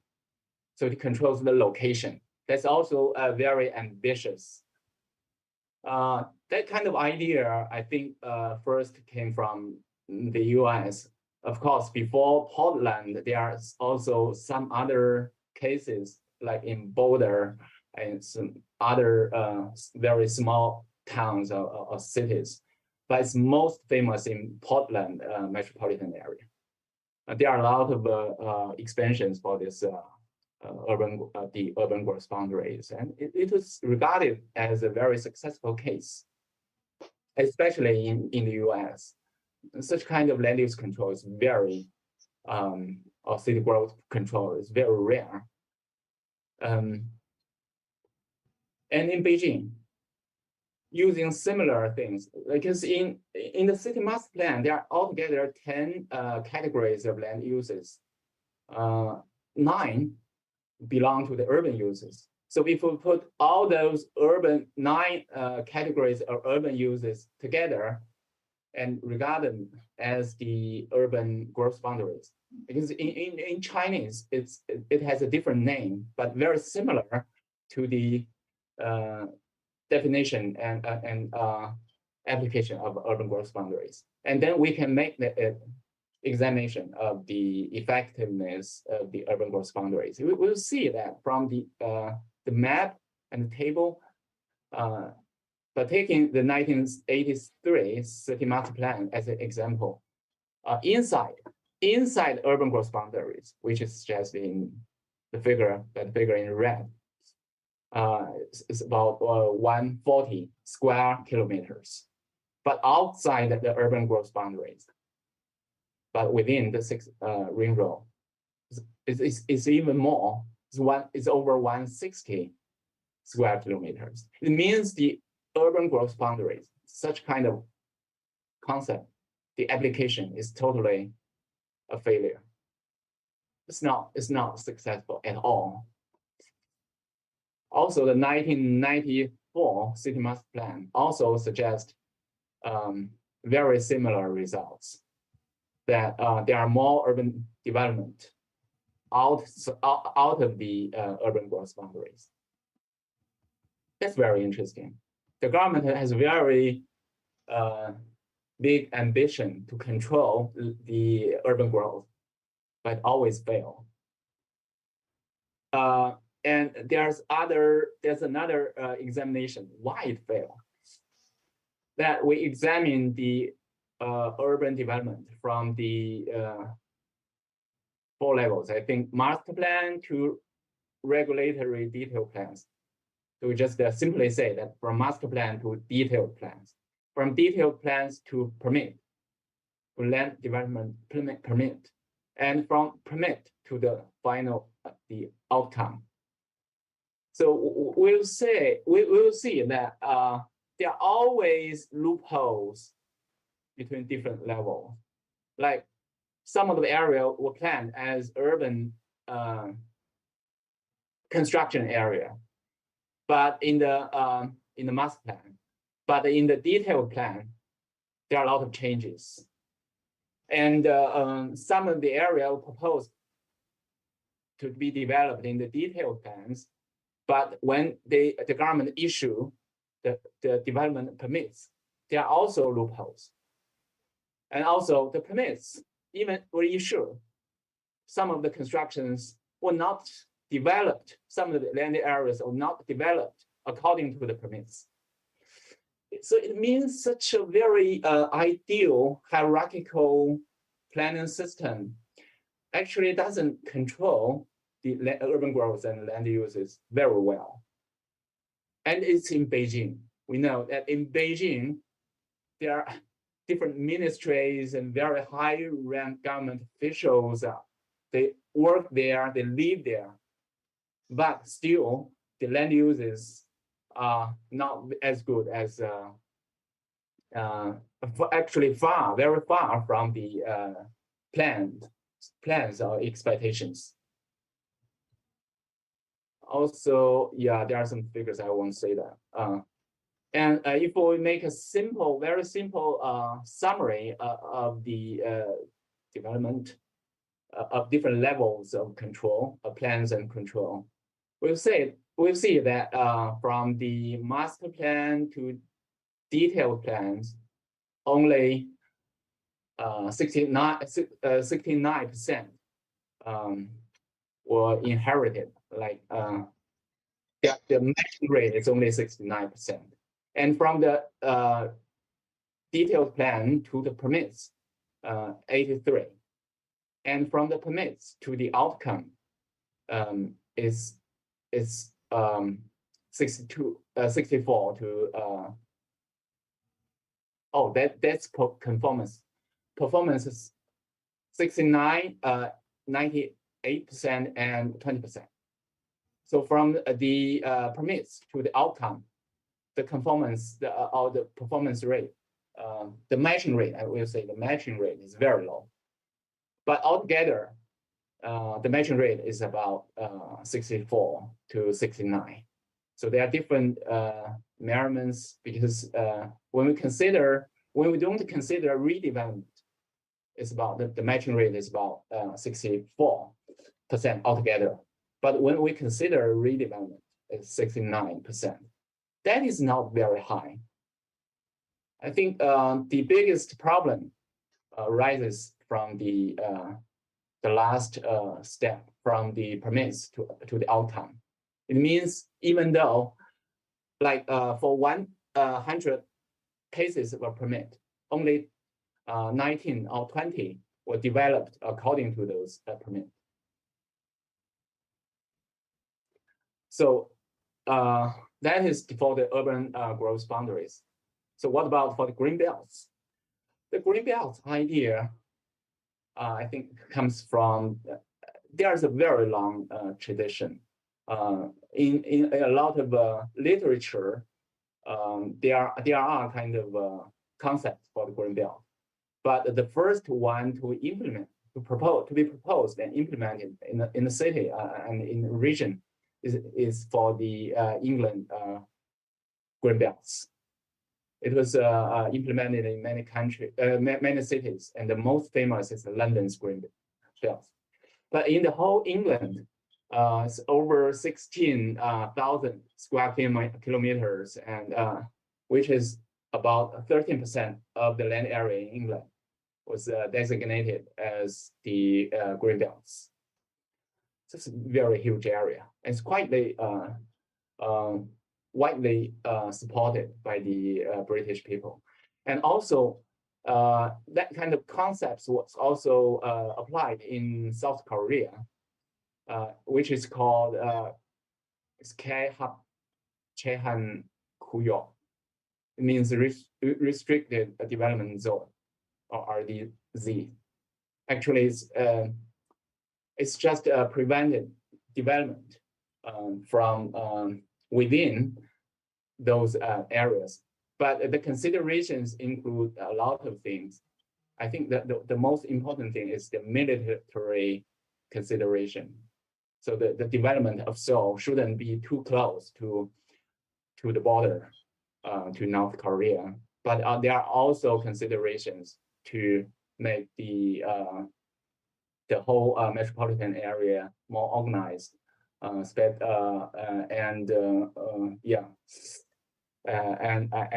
to be steered into some directions that the city government wants to. And the first, the first designated in 1971, and finally it became over 5,000 square kilometers, which is 5.4% of the land area of South Korea. And also in Beijing. In Beijing, this concept also was quite early applied. And there are two belts, two green belts in Beijing, the first and the second one. The first was applied in 1958, and the second was applied in 1994.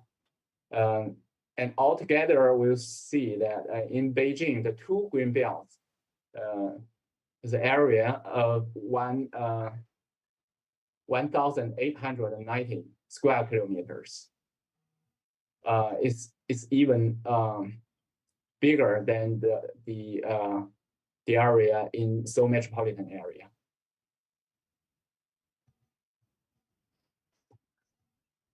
But actually, that kind of designation of green belts is not quite deliberation. It's not deliberated attempts, but a compromise.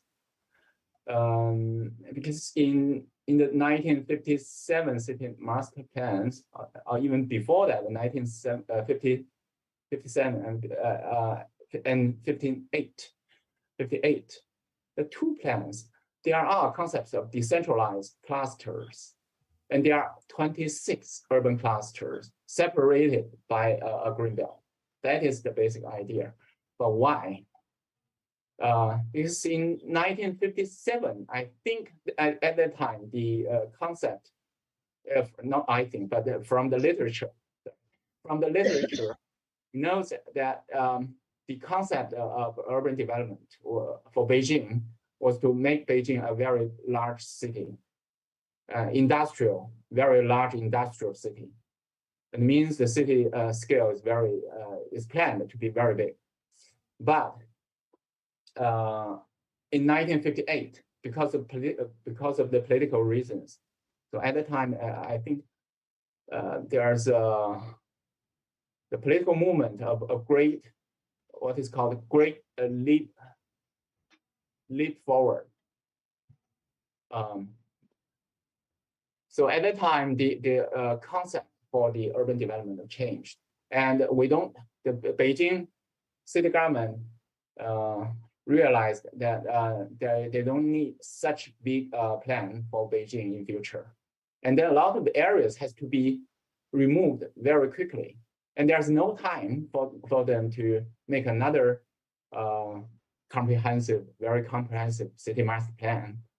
So the easiest way is to just make some very easy change from the previous map, the 1957 map. And then some of the areas, residential areas, were removed. And the areas between the previous residential areas became the very early green belt. So that's the biggest reason for the first green belt. And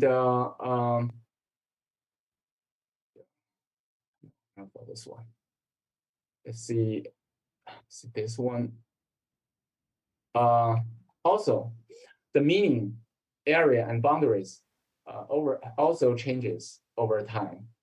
So in the year 1958, the total area was over 300 square kilometers, but it changed to 260 in 1983 and 240 in 1994. So there are always changes. It's not very stable boundaries for the green belt.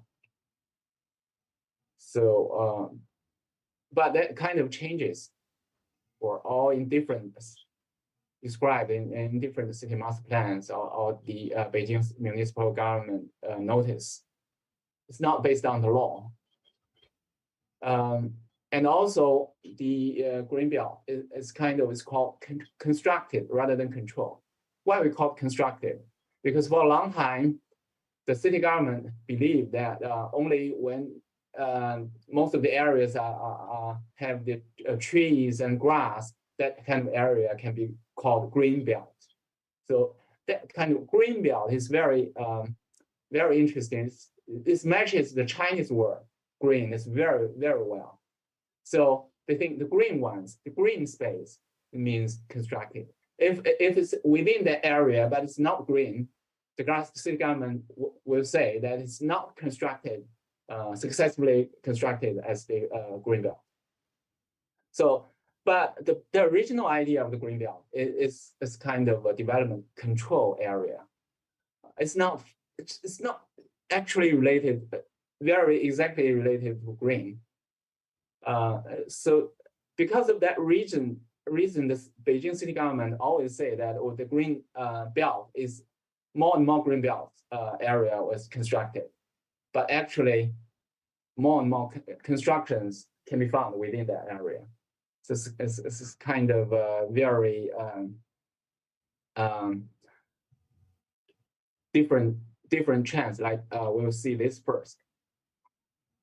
So from 1976 to the year 2006, actually from the land uses that drawn from the satellite images that is provided by the Beijing Municipal Institute of City Planning and Design. The red area is urban construction, and in yellow areas the rural construction. So the construction area actually increased very, very much, and the actual green space shrinked dramatically. But still, the city government declares that we have more green space because of the first green belt. So the biggest reason is that they think only there are trees and grass that they recognize those areas can be called the green belt. So that is very ironic. And yeah, and that's, but there are also, because of there are different sources of data, the government, this is the reported area by the government. Yes, even though by those two government documents, we can still see that the actual green space and the green space recognized by the government. So the last two lines, you see that there are very huge difference. The government declares that there's a kind of increase, quite a big increase for the green space, but the actual green space within the area, the first green belt, is actually decreased. So that is for the first green belt. And for the second green belt, it's even bigger, but it's actually not very well implemented. So the implementation is quite similar as the first green belt. The government said that there are more green space was constructed, but actually, if you compare from the satellite images, more and more area was actually urbanized, become more urbanized. So that is for the second green belt. Then we have very short discussion for the results. Okay, thank you, Professor Han. I'm sorry. Oh, yeah. 4 minutes. Yeah, should. Okay, I'll finish that very soon. Okay. Is the urban containment policy a success or failure? We don't know. But from that kind of what we have discussed above, that generally I think it has been very limited in controlling either population or land uses in such a mega city like Beijing. I think I've written a paper in the handbook of mega city and mega city regions. I wrote one chapter about Beijing, and there are some quite concrete evaluation using the criteria of conformance and performance. So I won't discuss that here. I will say that generally it's not successful, but in terms of conformance and performance, it all failed. Not only the urban growth boundaries, but also the green belts. So the case of Beijing suggests that urban containment concept derived from the Western countries has been intertwined with China's practice and China's tradition that can be traced into the planned economy.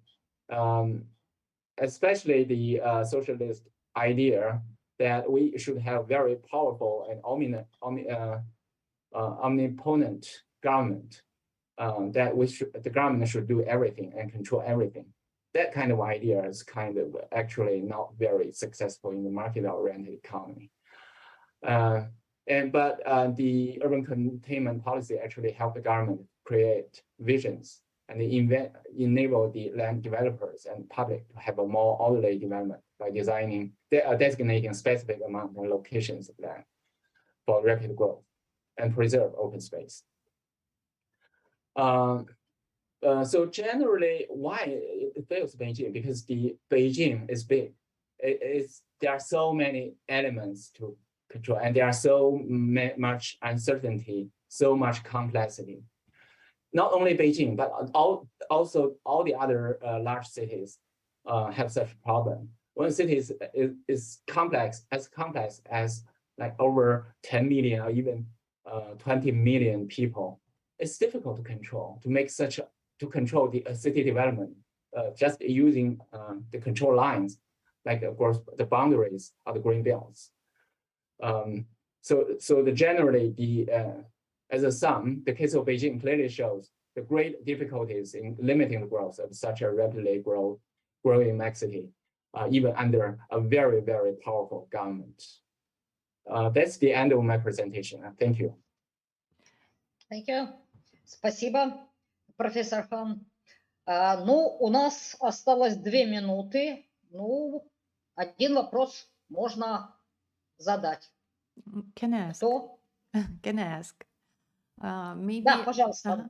I'll try to be short. Maybe my question will be partly about the lecture, and I want to return to the first part when you speak about uncertainties. Yes, we face in urban design now, but today we face more than uncertainties. We face so-called black swans. There's some event like COVID-19 that comes out of the blue, and we have nothing to do with it. And is this step can be somehow solved by urban design? Maybe you have answer for it. Мой вопрос был, про начало лекции, когда говорилось о неэффективности такой строгой иерархичной структуры, вообще подхода к городскому планированию, что он должен быть свободный, он должен быть гибкий и быстро меняться. Но сегодня мы уже к следующему вызову столкнулись, что так называемые черные лебеди, события, которые происходят вообще из ниоткуда прилетают, может ли что-то с этим сделать градостроительство или нет? Okay. Please. Thank you. Yeah, that's a very interesting question. Actually, in China, a lot of scholars also talk about what planners can do after the what we call the post-COVID era, because that kind of events is very difficult to predict, but it has become more and more frequent, more common. That in future there might be even more epidemics or even pandemics. It means it could happen all over the world. And in China, during the past 3 years, a lot of old infrastructures were changed function, and old land uses changed function. And some of the sites were put into the sites for the temporary hospitals, and there are some places for the test of the COVID. We have such a very small very small facilities for COVID test. It has been put everywhere. And also some of the schools were used as the temporary hospitals during COVID. There are a lot of very different reactions and changes during the COVID. But I think since complexity, I mean, to deal with the uncertainties and complexity, actually means that that the planning measures should consider the city resilience, that our measures should be more flexible. We shouldn't put that to make a very concrete line, just one line to expect it to control a city development for 20 years or even 50 years. It's quite ridiculous. And when I visit South Korea, I remember some of the scholars have similar, very similar arguments about the green belts in Korea.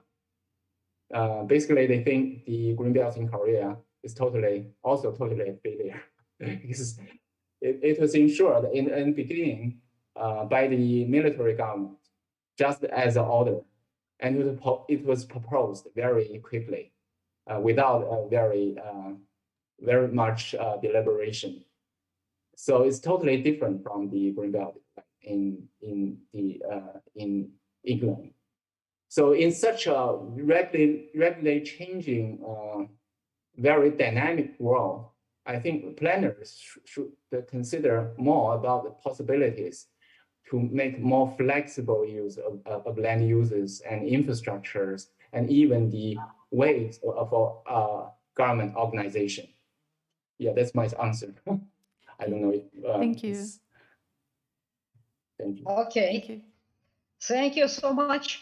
Спасибо всем. Мы 7 часов вечера, 12 часов дня. Мы заканчиваем первый день работы форума «Новые идеи нового века». Отдельное спасибо, профессор Хан, вам, а также отдельное спасибо всем тем, кто сидит за круглым столом. Translate, please, Natasha. Now we finish our first day. Special thanks to Professor Han for a very interesting lecture. Thank you for everybody who's listening and watching us. So see you tomorrow, right? What? See you tomorrow. See you tomorrow. Okay.